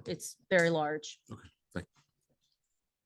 Regarding the water taps, I could be wrong, but I could have sworn that phase 4 of Brookfield, the 19 homes along Mhm. Irishtown, I thought we included those usually with the current. They were already built into that. Yeah, that's already taken out of that one. No, I mean, like it would start at the top current. We did take it out because they're paid for. Right. Let me get that. Pull that one real quick. I thought they were always calculated into the current equation because it was anticipated that they eventually would be built out. Yeah, so the 19 homes have already been taken out. This was just maybe I'm not understanding you. So Rudders was built, Right. right? So those 12 tap fees are subtracted. I Right. get that. But was it 19? Mhm. Yeah, for the homes along Irishtown. I thought those 19 were already In the first, taken into consideration. So they would actually be part of that current number up above. no, they weren't. Okay. They weren't. I Yeah. always thought the phase 3 and 4 were, but So you're talking about the Ryan Homes, The ones new along construction Irishtown. that are on Irishtown? yeah. You're not talking about like Emmett Ridge 2 or anything? No, like it's that? specifically Right. talking about Right. phase 4 of Brookfield along Irishtown Road. Correct. Yeah, they weren't. Just like for Southgate, their plan was approved, but they had to purchase their taps as they bought the homes. And that's kind of how that happened up on Brookfield. that it could have been considered part of phase 4 up there, but their taps were never paid for. They paid for them. That's that significant jump you see in 22. Okay. Yeah. All right. And then the last thing, this is something that I touched on in one of my questions. I know at the April meeting, a question was asked about water fees being used for staff salaries. Mhm. And I know over the years, I never questioned that because my line of work, when I fill out my timesheet, I would bill to a certain project. I always equated, it's kind of the same thing. You know, if I did work for a certain project, I would bill to that. So I always equated it to any town's staff member doing work for water would bill to water. Therefore, that's where their fund would come out of. Their paycheck, sewers likewise. So could you elaborate more on that for us? Just because I know that was brought up at a one meeting. So Your assessment is correct. So all the salaries, so each employee, your salaries is a certain percentage goes into what department you work in. So all your water employees and your sewer employees, I'm right. Yeah. Okay. yeah. Um, So far. I thought, yeah, so far until I'll I stop you till I when you bomb say the answer. something wrong. No, so they are solely responsible for the operations of your water plant and your sewer plant. So their entire salaries are allocated to water and sewer. That's where their jobs is. That's where they get paid for. Just like when you bill to a project specific, their project specific is the water operations or the sewer operations or both, because that's what ours do. And then the Yeah. rest of our staff, there's a certain, so in financial, because they do water billing, sewer billing, they process all the water, meter readings and everything. There's a portion of Cole's time and Reese time that will go to water and sewer. So we basically take a percentage of their time and then that percentage goes into the salaries for water and sewer. It's very specific. We try to do an accurate capture of where everybody's time is spent and budget the salaries where the time is spent. So basically, we can compare apples to apples as far as the time, the expenses it actually truly takes in a given department and the revenue, so that, you know, everything's in balance, and it's general accepted accounting principles Mhm. would dictate when you're filling out your timesheet that the portion of time, and sometimes they're estimates, but you do the best you can as far as trying to allocate your own timesheet hours to the departments that you're working on. And it goes to continuing to have a self-sufficient water and sewer fund because you have employees that are assigned to the water and sewer fund and the revenues in your water and sewer fund goes to pay for those employees that are managing both those systems. gotcha. All right, thanks. welcome. That's all I have right now. Something might pop up in further discussion, Sure. but thank you. Great. Okay, thank you, sir. Commissioner Bowman Pollitt. I'll just piggyback off of what Joe was asking. As far as determining, well, you mentioned the timesheets as far as is that what you're using currently to determine, like, is there a daily timesheet that shows I spent this much time on water or? When the employees fill out their timesheets pay is done bi-weekly every 2 weeks. They'll fill out a timesheet that distributes their hours within the given departments. And as we process the payroll, we physically go in each employee as we're processing their pay, and we'll put in the hours they work in each department. We'll end up having reports out of our payroll system that gives us the ability to do a JV that allocates all that within our financial statements. So we try to do the best we can as far as estimating where a given employee will spend their time year to year in the different departments. We take a look at that as we go through the year to see if we want to make sure that we're close to where our budget is, obviously, for each of the departments. And luckily, in the last several years, we've been fairly close. If not, the department total expenses will be off. So we try to do a pretty good, we try to do it as best we can to estimate where they'll use their time. And we've done, we use the estimates come from the knowledge we have from the past several years of where a given employee or position allocates their time. So we have a pretty good idea of where their timesheets are going to end up being. But your water and sewer is always water and sewer. They don't do anything other than water and sewer. So all their time, your lead operator, your superintendent, and your 2 trainees, all their time is budgeted to water and sewer. Yeah, that makes a lot of sense. Mm-hmm. But it looks as if like the other positions might touch those funds as well. Correct. That's correct. Yep. Um, Using the same And principle. is that mainly like for the water bills, for example? Is that what takes up a lot of like administrative time up front? Yeah, sending out the invoices on a quarterly basis, dealing with phone calls. Reese deals with phone calls on a daily basis concerning water billing and people selling their houses, transferring ownership of the accounts from, getting a final reading for a house as they settle. As payments come in, Jessica takes payments for the cash receipts. Having all the payments that come in for the little bit over 1,000 accounts for the residents every quarter. We have people entering all that information into our water and billing system to update the accounts, to get to the current balances people might have, so that, all the accounts are updated. Just the physical time it takes to process all the checks that come in, to process all the online payments that are done. All that's accounted for. Every single bill that's sent out, there's people, looking at that information on a quarterly basis. So if we're sending out over 1,000 bills a quarter, in a given year, there's over 4,000 bills that we have to account for. And different individuals in the office do certain tasks that try to keep that all updated, so that when people do call in with questions, we have all the systems updated and they all match each other. It's a lot of work.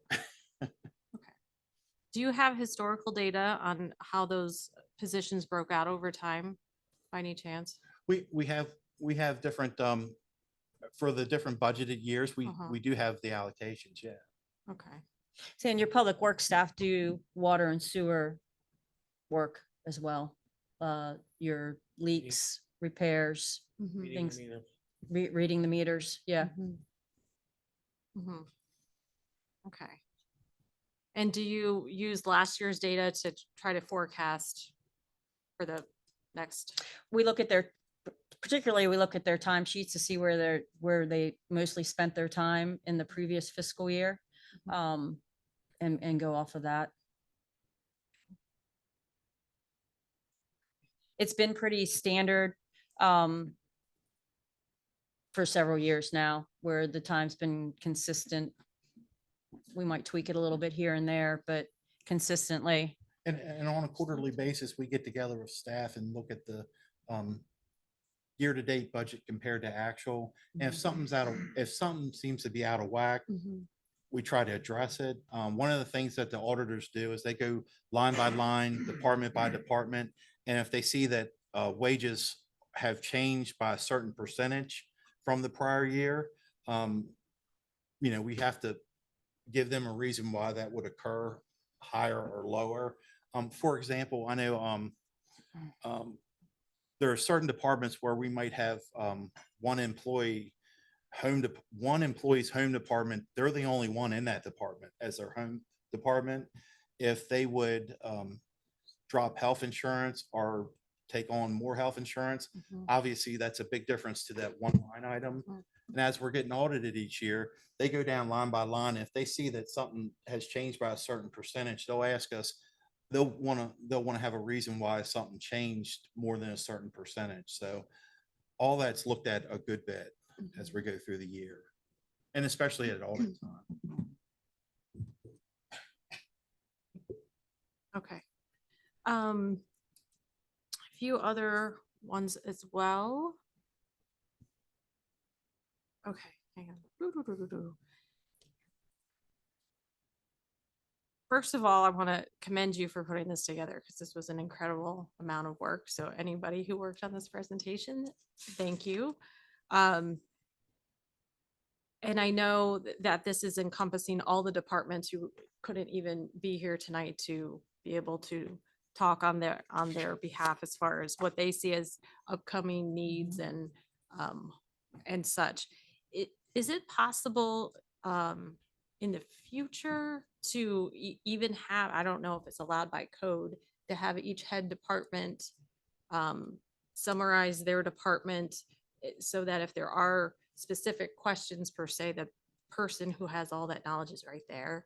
Or is that, We've never had the department heads here. I can pretty much answer most of the questions when it comes to their budget for the departments because we have so many meetings with them.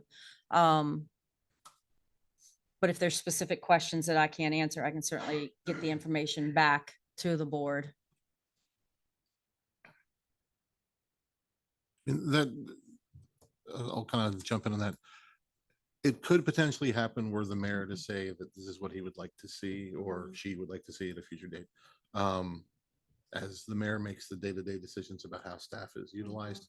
The other part is with the town manager, like her role is the execution of the day-to-day piece for the town. However, there have been some occasions when, for example, Mr. Fissel did come in and talked about a specific project that was an immediate and important need. So typically, like, I'm gonna, for lack of a better term, a crisis-like event, we might hear from a department head. But I don't think it's outside of the realm of possibility.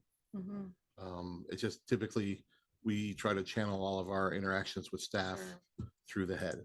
right? So, I understand. And the only reason why I'm bringing that up is because coming from a public school background where, we're in budget season too. Right. And we had to do $44 million worth of cuts, and we're still 7 million of cuts still coming. So with all the different departments, they kind of have their spokespeople to go up before the board and plead their case. So, but the heads of those departments would always, I could say it better if I could only give those details. And I'm not saying you don't say it good, but like everybody wants to make their pitch. So that it might be nice to talk to be able to have a conversation with department heads occasionally. Not that I don't respect a single point of contact, but if they wanted to, I don't even know if they're interested. They might be like at home going, no, boo. So They've not nonetheless. volunteered as of yet. They're not clamoring outside saying, oh, please let me in. Not yet. They trust me enough to plead their case. Yeah, I understand what you're saying, but I gotta agree with Amy that, the president is only as good as the people he surrounds himself with. And, when we're talking about, military issues and things like that, the president doesn't go and try to make his own case. He has his own people there. The guy in charge of the military should be there. And I think the guy in charge of the sewer plant should be here. The guy in charge of the water should be here, which happens to be the same guy. But, just in case, what would happen if we'd have to do cuts? If we say, okay, we've got to cut 5%. And now they've got to try to sell their case on what is needed and what is wanted. So, and it might not happen this year, but I think it's something we should probably look at.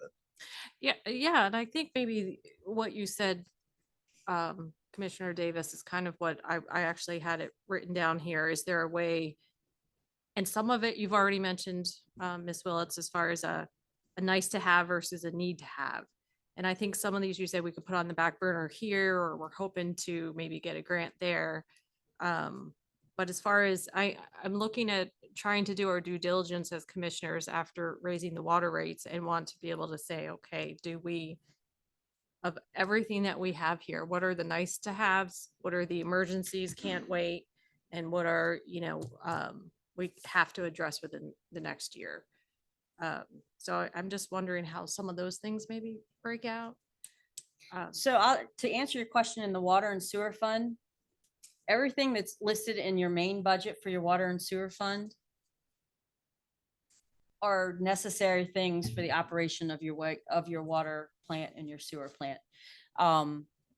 some of those other ones, like the heating for the lab, that can be, like I said, we can push that one back. Again, we're still reevaluating on things of that nature.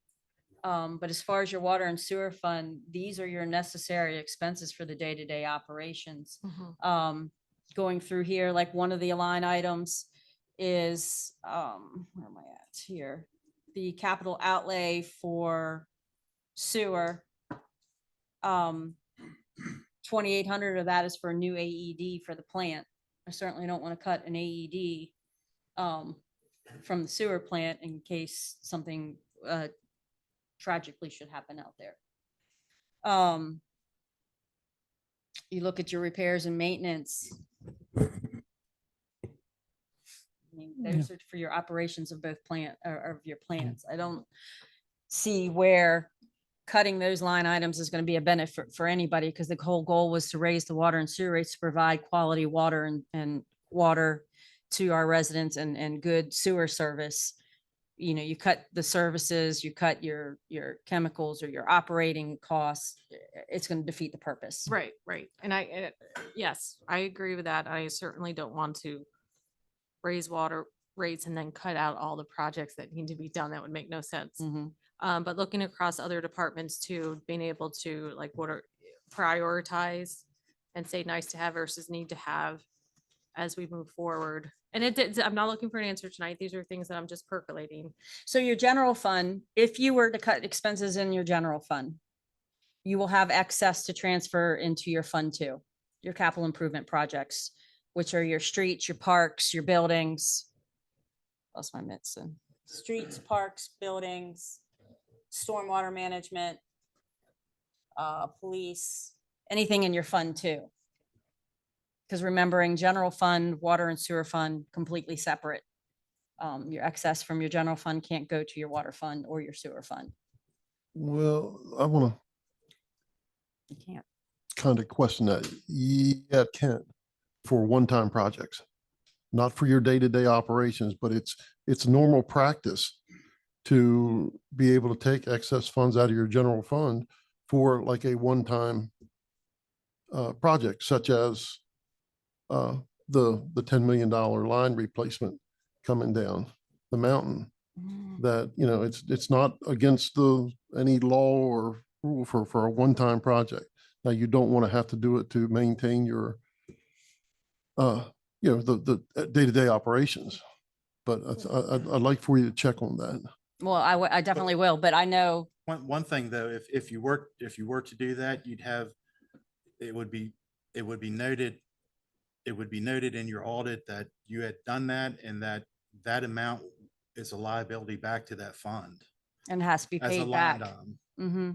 It has to be paid back to your general fund. Who says that? Is there- Accounting, it's state accounting principles. I mean, I think at this point, maybe the auditor would be better off explaining it. All I'm saying is that it would be noted in the financial statements that there had been an amount taken from the general fund for a project in the water and sewer fund. That's And then you have your agencies looking at you, not being we will do whatever the board directs us to do. No. I but want I'm you just- to look. I want you to go out and check with whoever it is, MML, whoever it might be out there, because I'm being told that you can for one-time projects, not for day-to-day operations, but for one-time projects. Maybe I was given bad information, but Yeah, I mean, we'll certainly look into it. I mean, it's great if you can, but it's always been told to both Cole and I through the auditors, through other funding agencies that you can't do that, but well, how do they expect if we have a $20 million project to do out of water for water? How do they expect us to take care of that when our water rates are only set to take care of day-to-day operations and any emergency stuff, 90-day surplus? How do they expect us to take care of these $20 million projects or $10 million, to be realistic, $10 million project? How do they expect us to do that? I'm pretty dumb, but I hadn't been able to figure out a way for us to get that money without doing that. Moved from Western Maryland. Well, you can't get, you. Because we don't but- get any but money then out there, here. we're still getting, yeah. What did Western Maryland get this year from the state of Maryland? Nothing. Nothing. We got nothing from the state out of this last round.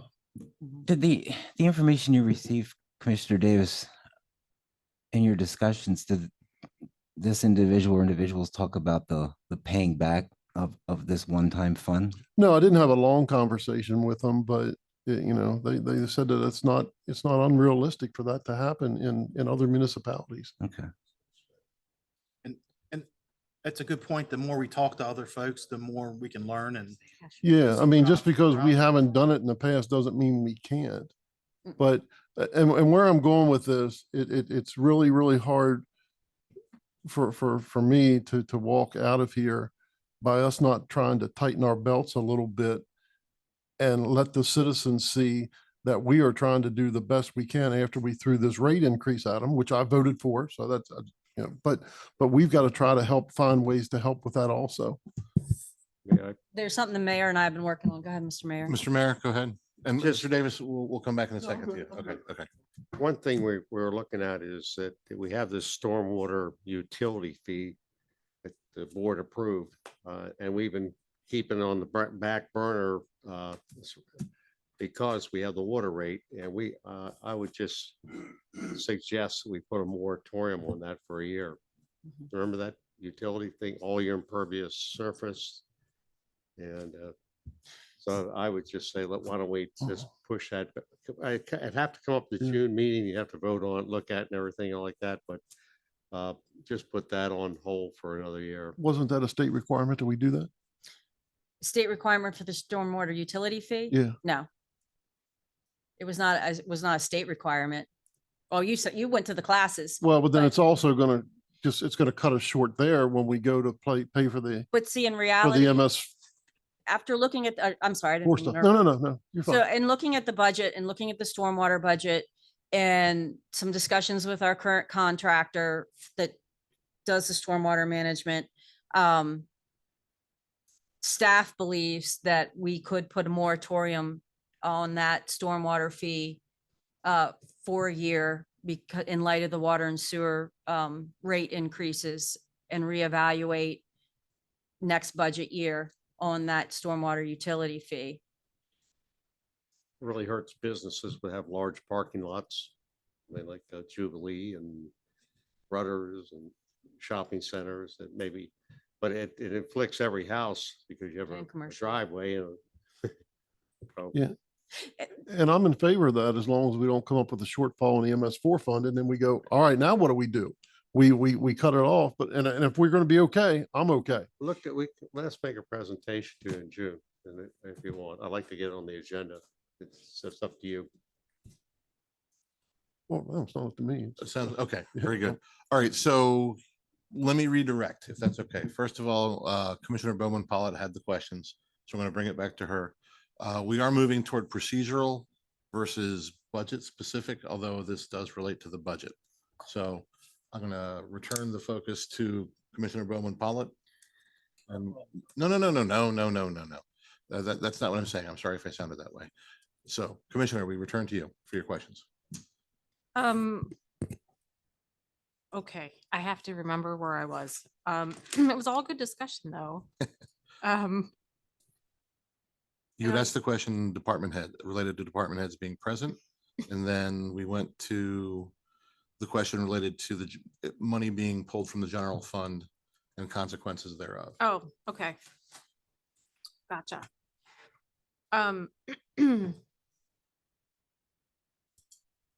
Okay. I know you had mentioned, oh, I wanted to ask.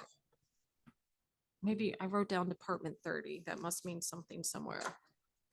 Does that include the Cedar and South Seaton drainage issue? I know we're hoping to go grant funded for that. Yeah. No, none of this includes that project. Agilia is working with our stormwater contractor to see if that is a project that we could get MS4 credits for, and if we could get grant funding for.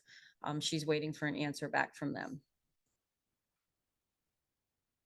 Okay, So you can possibly do both of those at the same time, get a grant that would count for MS4? Yes. Oh, even better. Okay. And then, with the grants, I know somewhere in here, it said the town reserve for grants, I think. And we had spoken a little bit about that's how much we set aside for upcoming grant matching Mhm. grants. Mhm. Is that amount also allocated to projects we're hoping that are already on the books, or are they just there just in case something might pop up? So the town match, in Fund 2, I believe is what you're talking about. I think so. I saw it somewhere. So right now, when Maddie applies for a grant in the parks or wherever, she lets me know if there's a cash match. A lot of the grants, there is no cash match. If there is going to be a cash match, she tells me so that then I can put it in the budget.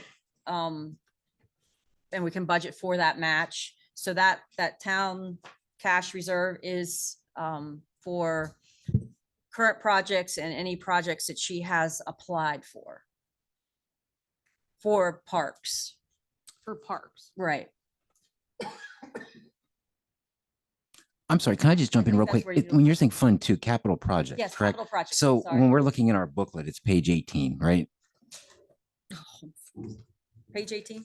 I'm trying to Yeah, find it. I page saw it 18. somewhere. Is that linked to what So that Commissioner would Bowman be- Pollitt was asking? Yeah, so if that's on page 19, actually, the town match reserve is Department 60,870. I know it's hard to read. Got it.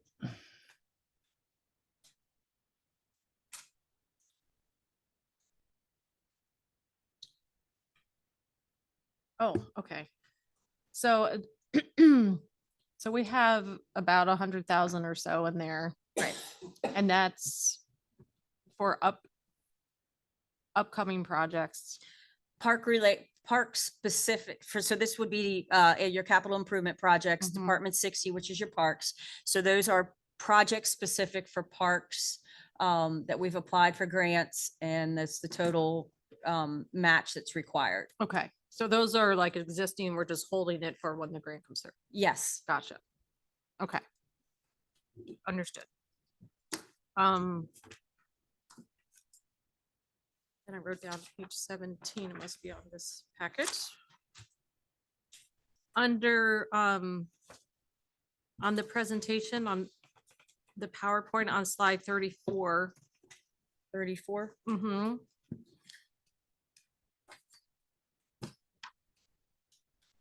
Oh, not page, okay.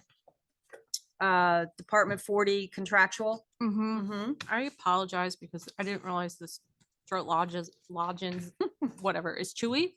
So I'm not trying to be rude. So did you say that under general for the 22,520, there's Rainbow Lake mowing? Yes, the mowing of Rainbow Lake. It's got steep berms and inclines, and we don't have the equipment to do it safely and correctly. Okay. We've contracted Rainbow Lake mowing for some time now. Okay. All right, and then. Okay, hang on. Do we have, with our parking meters, do we have them, any of them that are currently not working? I know they're not making parts anymore. I think we have one that is jammed that they're working on trying to fix in-house. Okay. We do have some spare parts for our current meters, Uh-huh. but once we run out of the spare parts, it's going to be difficult to fix them. But as of right now, they're all working except for one, I believe. Except for one. Okay. Would that fall under a nice to have or a need to have? Eventually, it's going to be a need to have. Mhm. I know that the former town planner brought forth a parking plan to the board that needed some more work. And so Kadeem and I will probably revisit that this fall and bring it back There's been considerations of trying to find a municipal parking lot, extending meters up West Main Street, possibly making the pool parking lot a municipal lot as well. So this parking plan had a lot of different pieces to it, and that would include upgrading our parking meters in the future. Okay, thank you. Mhm. And then this is a really little question. It's probably just a drop in the bucket comparatively. Um, uh, under contractual, there was a lot of handbook, HR website updates, and it's Mhm. kind of scattered throughout all departments accordingly. Mhm. Does the handbook get updated a lot? No, this is, we have not updated our handbook in over 3 years. So there's been a few federal changes that need to be included in the handbook. Okay, That's something that were going to do last year and then we didn't do last year. So it's on the books to do this year. Mhm. Ideally, you should probably do it every 2 years according to the consultant. I think this will be the third year. Okay. So most of that would probably be like HR and website updates that. Correct, yes. Okay. So we contract out for the website updates? I was always wondering. who did So that. we use a company called Revise, and Jess and Sabrina manage our website, add all the information to the website. They are the ones that had built it, that can add certain features to it. Okay. But as everything else with computers, there's required updates so it continues to function properly. That's Okay. website updates, and then there's an annual fee for the website itself. Okay. That makes sense.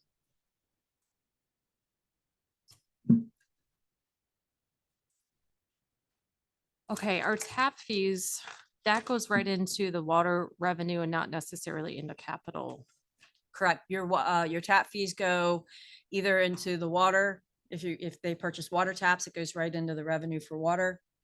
Or if it's sewer taps, it goes straight into the sewer. Okay. We, because there's no development on the horizon, we have estimated taps low this year, 5 water, 5 sewer.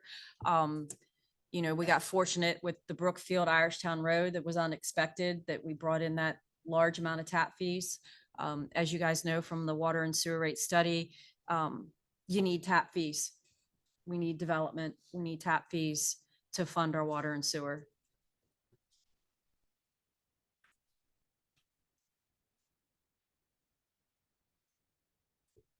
I might have another one, but for right now, I'm okay. I don't know if I'm allowed to cycle back or if I. Okay. For right Sorry, now, the floor is yours. I need to percolate. Okay, thank you. Okay. I was able to speak to staff prior to the meeting. The one question I had related to the second agenda item and the budgeting for the cost of living adjustments that were discussed. And I'm satisfied with what staff shared. And I'm going to assume that staff will address that in that presentation when we come to that second agenda item. So I'm okay. And the other piece is hats off to the board for solid questions. Mr. Sweeney, I'm not going to ignore you. So I'm fine. I'm done with my questions. I don't have any. You have none also. Okay. So Mr. Davis, I'm going to come back to you. You're set for the moment, questions wise? Okay. Mr. Ritz, I'm coming back to you for a moment. Good for the moment. Thank you. Okay, great. Thank you. All right. So with that, I'll ask, is there a motion to accept the budget as presented, or does the board feel there's a need for further discussion at a future meeting, i.e. the first meeting in June?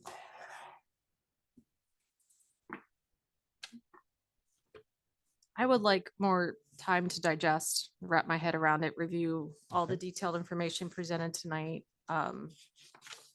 Inadvertently, I'm going to go home and have additional questions. Sure. Okay. All right. Consensus there? Do we want to have more time for processing? And come back in at the early June meeting to again give this some consideration or make this an item for consideration? Yeah, I always like to hear the staffing portion too, especially where the salary portion. Okay, Um, to me, they go hand in hand. I know, yeah, I'd okay. like to Mr. hold off right now. Mr. Sweeney, are you okay with that? I'm fine. Mr. Davis? Yes. Okay, so staff consensus is therefore we will hold off on a vote this evening on the budget. And we will bring it back for the June meeting, June 5th. June 5th meeting. So Thank you. anybody's got additional questions or a certain direction, we will certainly try to get a hold of the auditors and to address Commissioner Davis's question. And then just get us any questions you can ahead of time. As you know, the June 30th date, the budget must be adopted by then. We can have a second meeting in June if need be. I'll just give every heads up, June 19th, the town office is closed. It is a holiday, so we would have to pick a different date for that meeting. But certainly get us any questions you might have ahead of time that we Great. can try to address. Okay, so with that, we'll move forward to our second agenda item. Everybody selling on that? And with that, we turn to staff in a moment. Our second agenda item is for consideration and I would imagine pending now based on what we've heard. Approval of ordinance 23-07, update to chapter 2.50.30, salary structure for fiscal year 24. Right. Staff. So as most of the board remembers, the town contracted a salary study several years ago. The old salary system was a chart with grades and steps, with each position having an associated grade. As part of that salary study, the board voted to transition to more flexibility with the salary chart based off the current grade levels of positions. Each position has a different grade level. And then we set up a minimum, a mid-range, and a maximum for each grade level. Last year, the mayor requested from the board and the board approved a 5% COLA with then a 1 to 3% merit increase. As you can see in the ordinance on page 7, the town does adopt the 12 grade salary chart with salary ranges. It's the salary charts adjusted July 1st of each year. It's adjusted to offset the effects of inflation and the cost of living increase. Unfortunately, the CPI is what now? 8.5%? Something like that. So anyway, every employee will have a performance evaluation assessment by the town manager each year between January and April. Our evaluations run February 1st to January 30th. The department heads will conduct an performance evaluation for anybody under their supervision. The town manager then does all the department heads evaluations. And then I meet personally with every staff member and every department head to review their performance evaluations and address any challenging points or positive points. So the breakdown for a performance assessment, our performance assessment, you can get a maximum of 40 points. Employees receiving a score between 24 and 28 will receive a 1% merit increase in addition to the approved COLA. An employee with a score between 29 to 35 will receive a 2% merit increase. And finally, an employee with a score between 36 to 40 will receive a 3% merit increase. If approved by the board, these salaries take effect July 1st of each budget year. Employees scoring below a 24 below will not receive a compensation increase. We do not have any employees that score below 24 or below. And then all that others in there stay the same. So on page 8 is your proposed salary ranges from grade 1 to grade 12. Grades 10 through 12 are your executive, managerial, and professional positions. Your grades 6 through 9 are your professional, paraprofessional, and skilled trades, and grades 1 through 5 are skilled and semi-skilled trades. The mayor proposed a 4% COLA based off of the cost of living increases, and then eligible employees would receive between a 1 to 3%. So your average increase would be a 5% to 7% increase. And just a note down there, your biweekly salaries divided the annual salary by 26.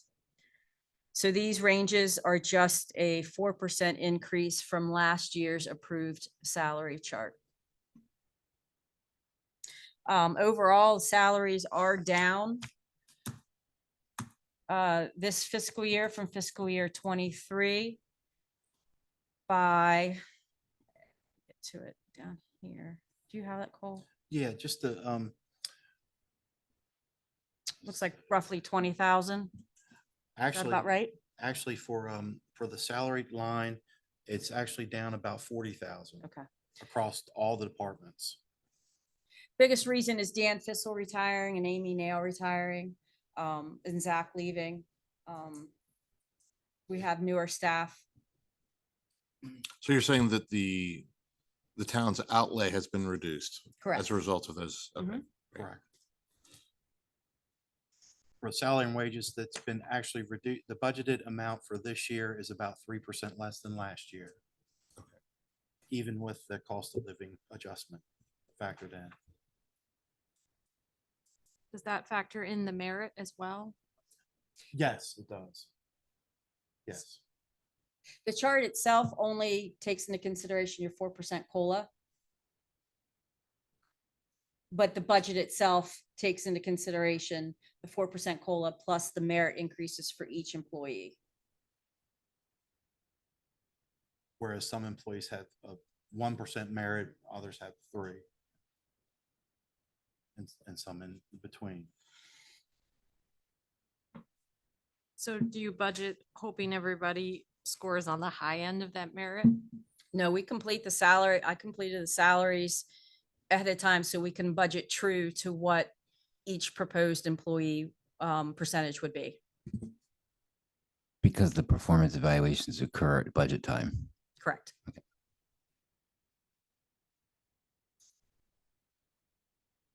So the merit, it would only be, that's not like a cash bonus, that's an actual percentage increase to the salary. To the hourly rate, yeah, or to the salary, yes. Is it possible for us to know which employees break down or how many employees break down by grade level? Let's see here. I don't think we need the names. That's No, not what you're asking I'm not for. To asking for names. Trying to look. clarify, great, okay. Do you have the grades on top of your head? We'd have to put that together. Yeah. Public Yeah. record. I don't have their actual grades. I have, It is, but I don't want to, the question is, it is public record what the name is and what they're earning. it is, and, But and at the I have same no time- problem disclosing it. We just historically have not. Correct, that's, We can, so the town manager is a grade 12. I can tell you that right now. Shoot. I don't have it in front of me. With the job positions, we have amounts for each, but as far as, and we could figure out what the grades are, but. we I wanna have make it, sure so that I the just grades don't are have it with correct. me. Yeah. I can email everybody the grades associated with the position. I just don't have it in front of me. Let me Okay. see. I used to. If you give me a minute, I can find it. I think we're okay with that. Hmm? Is that all right?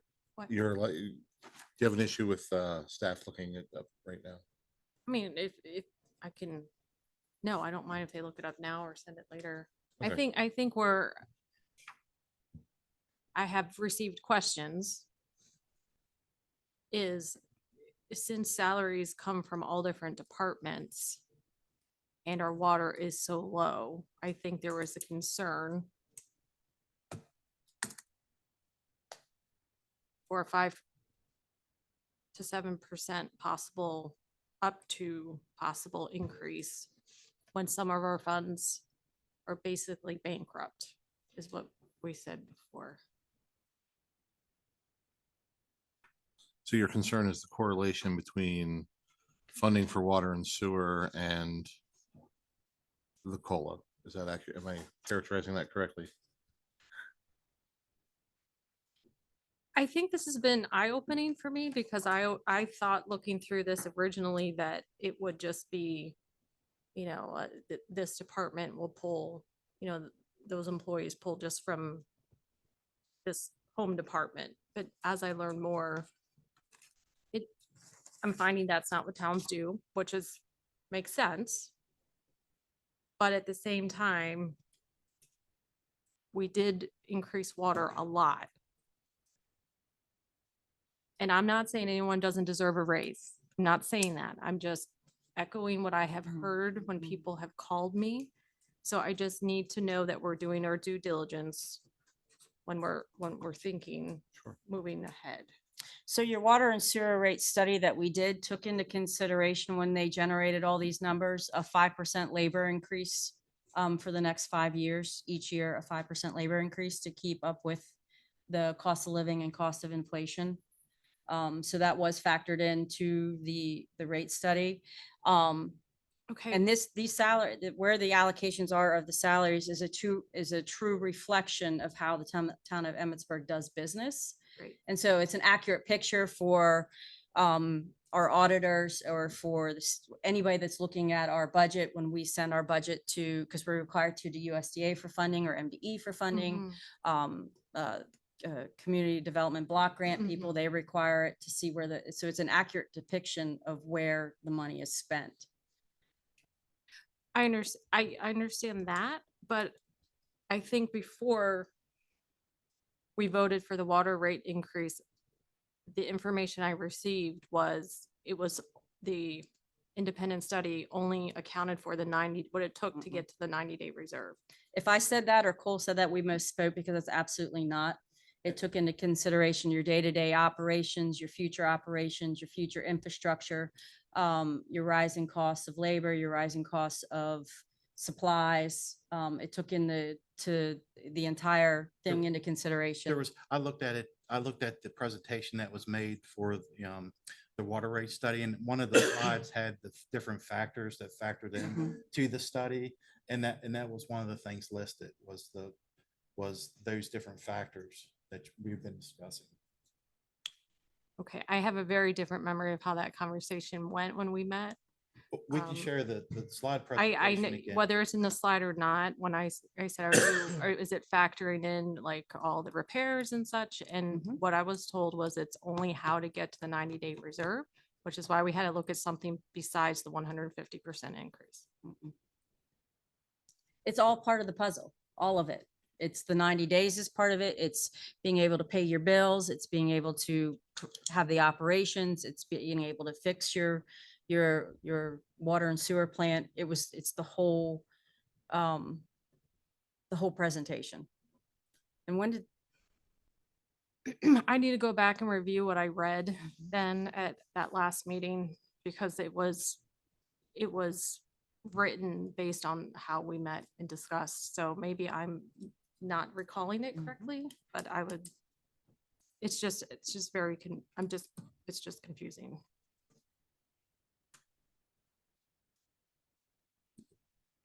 Is this a meeting outside of this meeting Yes, that you had? yes. Okay, thanks. When I was trying to think when- what you yeah, were. when I did the summary of when I met with town staff and I did my little blurb at the next meeting, and I just kind of summarized it. Gotcha. Okay. I believe it was in those summary statements.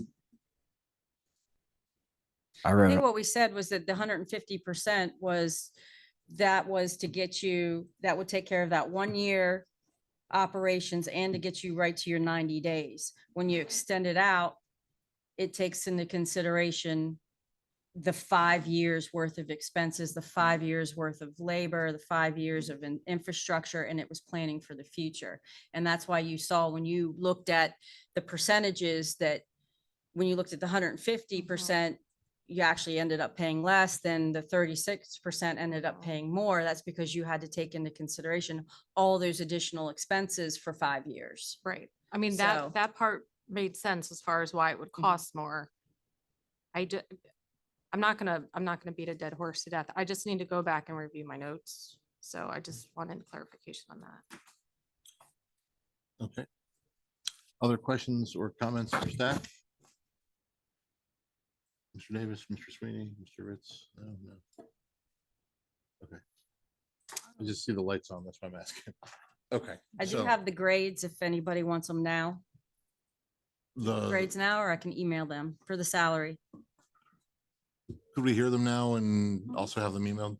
Is that That works. sufficient? Okay, Mhm. thank you. Your town manager's grade 12, your director of public works, your water and sewer superintendent, your town planner, and your town accountant are grade 11. Your lead water and sewer operator is a 9. Your town clerk is an 8. Your 2 water and sewer operators are 4. Your public works employees are a 4. And for some reason, I don't have our accounting tech on here. That's the only one I'm missing. Okay, I'm the office manager. And the parking enforcing And officer. parking enforcement. I saw I'm missing a bunch of them. I will email everybody. okay. So without the one, we don't do the other, agenda 1 versus agenda 2. Do we have other questions related to this, or do we want to move forward and set the agenda for our next meeting? Mm. Or am I missing something? I'm open to hearing from the board. I have no further questions at this time. However, I believe my opinion. I always like to hear this part. I like to vote on these at the same time. So I would like to move this to the June 5th meeting as well. Sure, okay. Commissioner Sweeney, any thoughts? I'm fine with it. Okay. Commissioner Davis, are you okay moving this to the 5th? All right, very good, to June 5th. Ms. Willetts, we have consensus from the board that this will be a returning agenda item. We will Mhm. not be voting on this tonight. Mhm. Last call on comments or questions for staff in the meeting, knowing that we can ask staff the questions offline and send them via email as well. Does anybody have any further questions related to agenda item number 2? Okay, so moving forward, therefore, thank you for this presentation. It seems like we're going to have some more interaction related to this also. Mhm.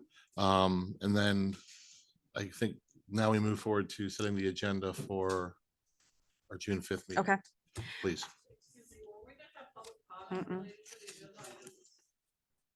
We had a call for that earlier, but Mm-mm. it was, Mm-mm. I'm sorry. It was for the general commentary on it. I'm sorry if I was unclear about that. Right. Correct.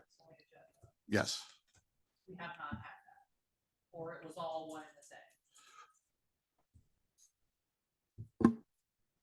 Sure, I thought it was for general comment, correct.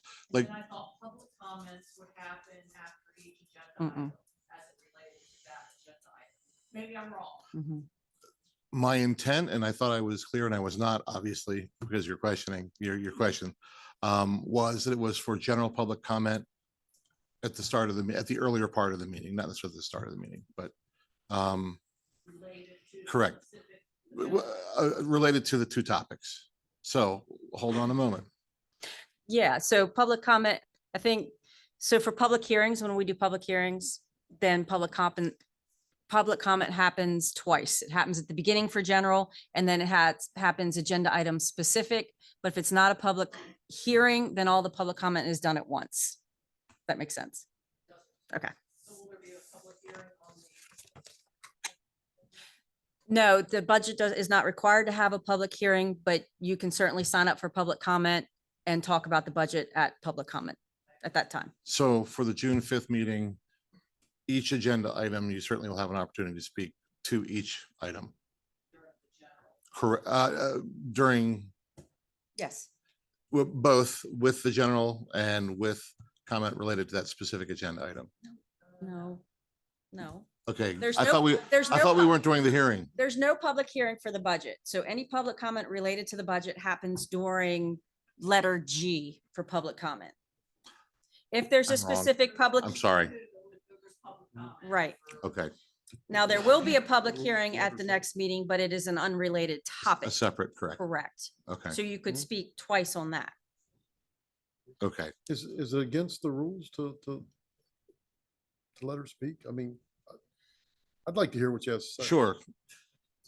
Well, that's think- your decision. If the board is of consensus on that. I mean, it's not like we have 50 people. We have Sure, one. sure, sure. Understood. Yeah, because But I'm shaking on the president and I don't want to shortchange anything. Consensus from the board, are we okay for public comment based on our frame? Sure. Okay, we invite you to come forward. Process, just so you know, if you would just identify yourself and share if you are or are not a resident of the town. And you know you are. And we have the timer, so we turn to staff. Oh, for the lights and the timer. How about that? Okay, I took a lot of notes, so bear with me. Valerie, resident of the town of Emmitsburg. thank you. In terms of the presentation that you showed online tonight, can you post that to the website? Okay. And then one of the slides talked about legal fees that are billed by department. Could you add the department names to that slide? Because it said like Department 40, Department 30, I don't know which department's which. And then I think this question has been answered, but does the general fund include the proposed COLA and merit increases? I think you said it did.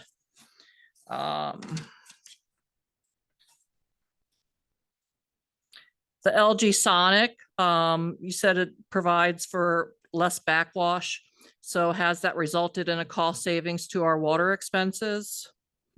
Water meter replacement, was that not done in last fiscal year? Because I know we got a letter stating ours had to be done by, I don't know, Can summer. I answer both your questions real quick? Yes, the LG Sonic has provided savings in water, which is less tangible, but definitely in chemical costs and the wear and tear on the plant itself.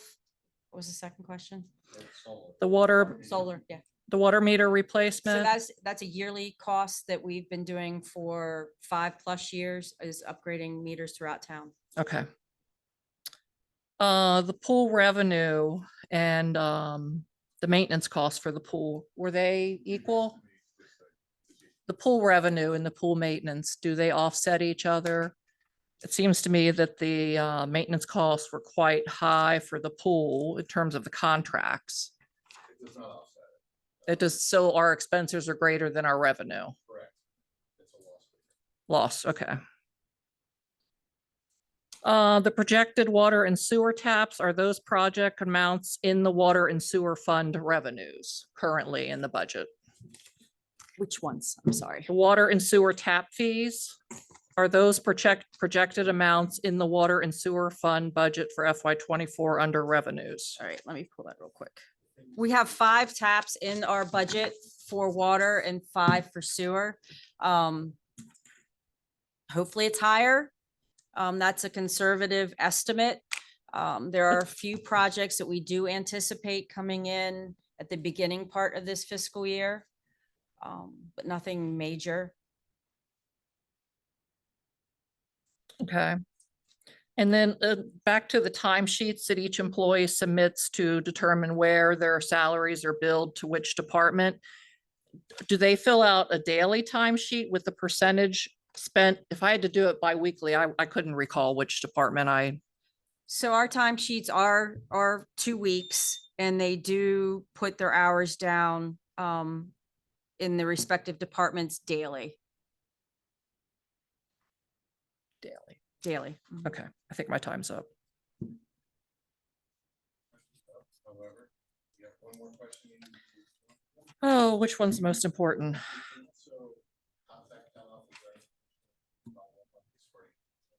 Yeah, the stormwater utility fee that may be put on hold for a year. Where is that revenue currently in the FY '24 budget? And last question, are the FY '23 numbers not actuals, only proposed? Correct. So fiscal year 23 is our current budget year. So they are what was proposed this time last year. We don't get audited numbers till about January of 24. So we won't have true numbers till then. The stormwater utility fee is like the water and sewer fund. It is a standalone fund. This is it for the first year. So we don't have any history to show you. But it's its own fund. for expense, haven't we been charged though as an expense in previous years? Mr. Tim? I know. No, the We've been board, charged for it in previous years, correct? The No. stormwater utility fee, it's brand new. So to put it on hold for a year is not saving us any money because it's only just being implemented. Okay,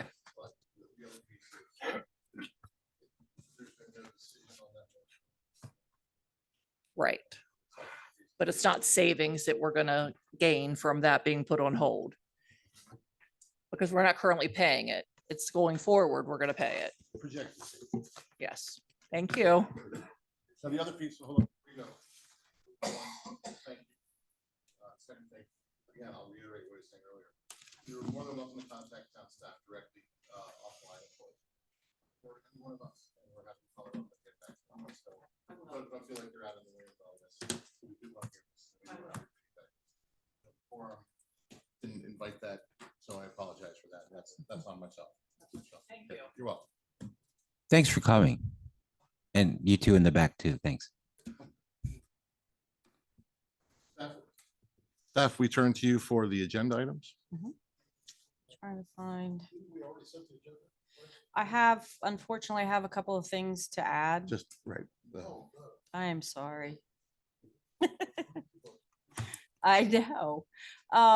Okay, so to review, for the consent agenda, we have the approval of the free pool day on Community Heritage Day 2023 for consideration. We have the filing of the 2022 Planning Commission Annual Report. We have the appointment of Patricia Galloway as an alternate to the Planning Commission with a term of June 5th, 2023 to March 1st, 2023. I have to add the reappointment of Trish Shepherd to the Citizens Advisory Committee with a term of June 5th, 2023 to June 5th, 2025. And then reappoint Will Shepherd to the Citizens Advisory Committee with a term of June 5th, 2023 to June 5th, 2025. For agenda items, number 1, presentation and review of fiscal year 24 Town of Emmitsburg budget for consideration. Number 2, for consideration, approval of ordinance 2307, update to chapter 2.50.30 salary structure for fiscal year 24. Number 3, for consideration, approval of engineering improvement plan and design bid for North Seaton Avenue Waterline and Green Street project. And then I have 2 items to add. The first one is to hold this is from Maddie, community development block grant public hearing for the purpose of seeking public input on local community development, economic development, housing needs, and proposed CDBG project activity, the DePaul Street water line replacement and other community needs as needed. To add to that, there's been a Facebook post, a website post, and each home on DePaul Street has been asked to provide input and their support for the DePaul Street water line. It is critical that anybody on DePaul Street, please send in your support for this project because the community development block grant, they really look at that and they want public support for that project. If you did not get the letter, let us know. What? Moratorium. Oh, oh yeah, I'll get there. Approval of resolution 23-03R, the community development block grant submittal authorization for consideration. That's basically a resolution that the board authorizes staff to submit a grant for the DePaul Street water line replacement. And then the final one would be review of the stormwater utility fee and moratorium for consideration.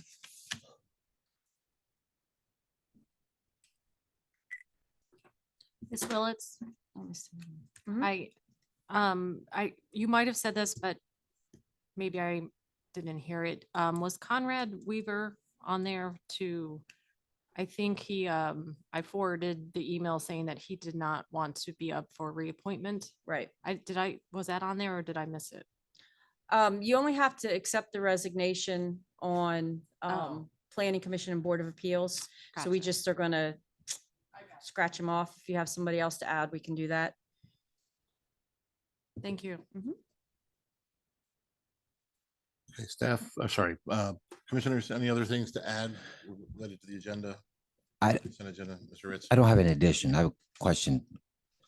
How would anybody be opposed to knocking out all those agenda items before we do move the budget and the staffing ordinance last? Or is it best to do the budget and the staffing ordinance first?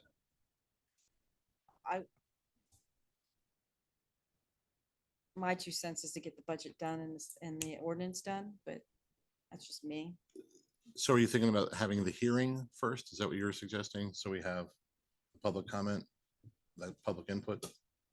So you want to move the North Seaton Avenue Waterline and Green Street project, the public hearing and the resolution 1, 2, and 3, and then the budget and then the salary? Yeah, the but I mean, review. if it goes in the order that you just listed, before I mentioned anything, I'm fine with that too. I just thought maybe I'm planning ahead. Maybe, yes, there would be more public comment for that, but number two, potentially, I don't know what this presentation is gonna be like. They might get knocked out pretty quick too. Right. You know, They should. They should. And honestly, the review of the stormwater utility fee should come before the approval of the budget, because if you do strike it, then it's struck out of the budget. okay, So we'll leave consent agenda the same. Agenda item 1 will be the North Seaton Avenue Waterline and Green Street project. Number 2 will be the public hearing for the DePaul Street. Number 3 will be the resolution for the DePaul Street. Number 4 will be the stormwater utility fee. Number 5 will be the budget, and number 6 will be the ordinance. Does that sound good? that sounds great to me, unless someone disagree with me, if more of you disagree with what I stated. I think it's reasonable. I mean, okay, so we have consensus. So with that, is there a motion to accept the agenda as presented? So moved. Is there a second for Commissioner Ritz's motion? Second. Motion's been made by Commissioner Ritz, seconded by Commissioner Bowman Pollitt. Is there any further discussion? All in favor, please say aye. Aye. Aye. Anybody against? The motion carries 5-0, all commissioners present. All right, with that, any other items, business we need to take care of before we conclude the meeting? All right, hearing none, all in favor to close the meeting, please say aye. Aye. Aye. Aye. Motion carries 5-0. Good night. The meeting closes at 8:40 PM. No, 9:40 PM. Oh, my goodness. Okay, optimism.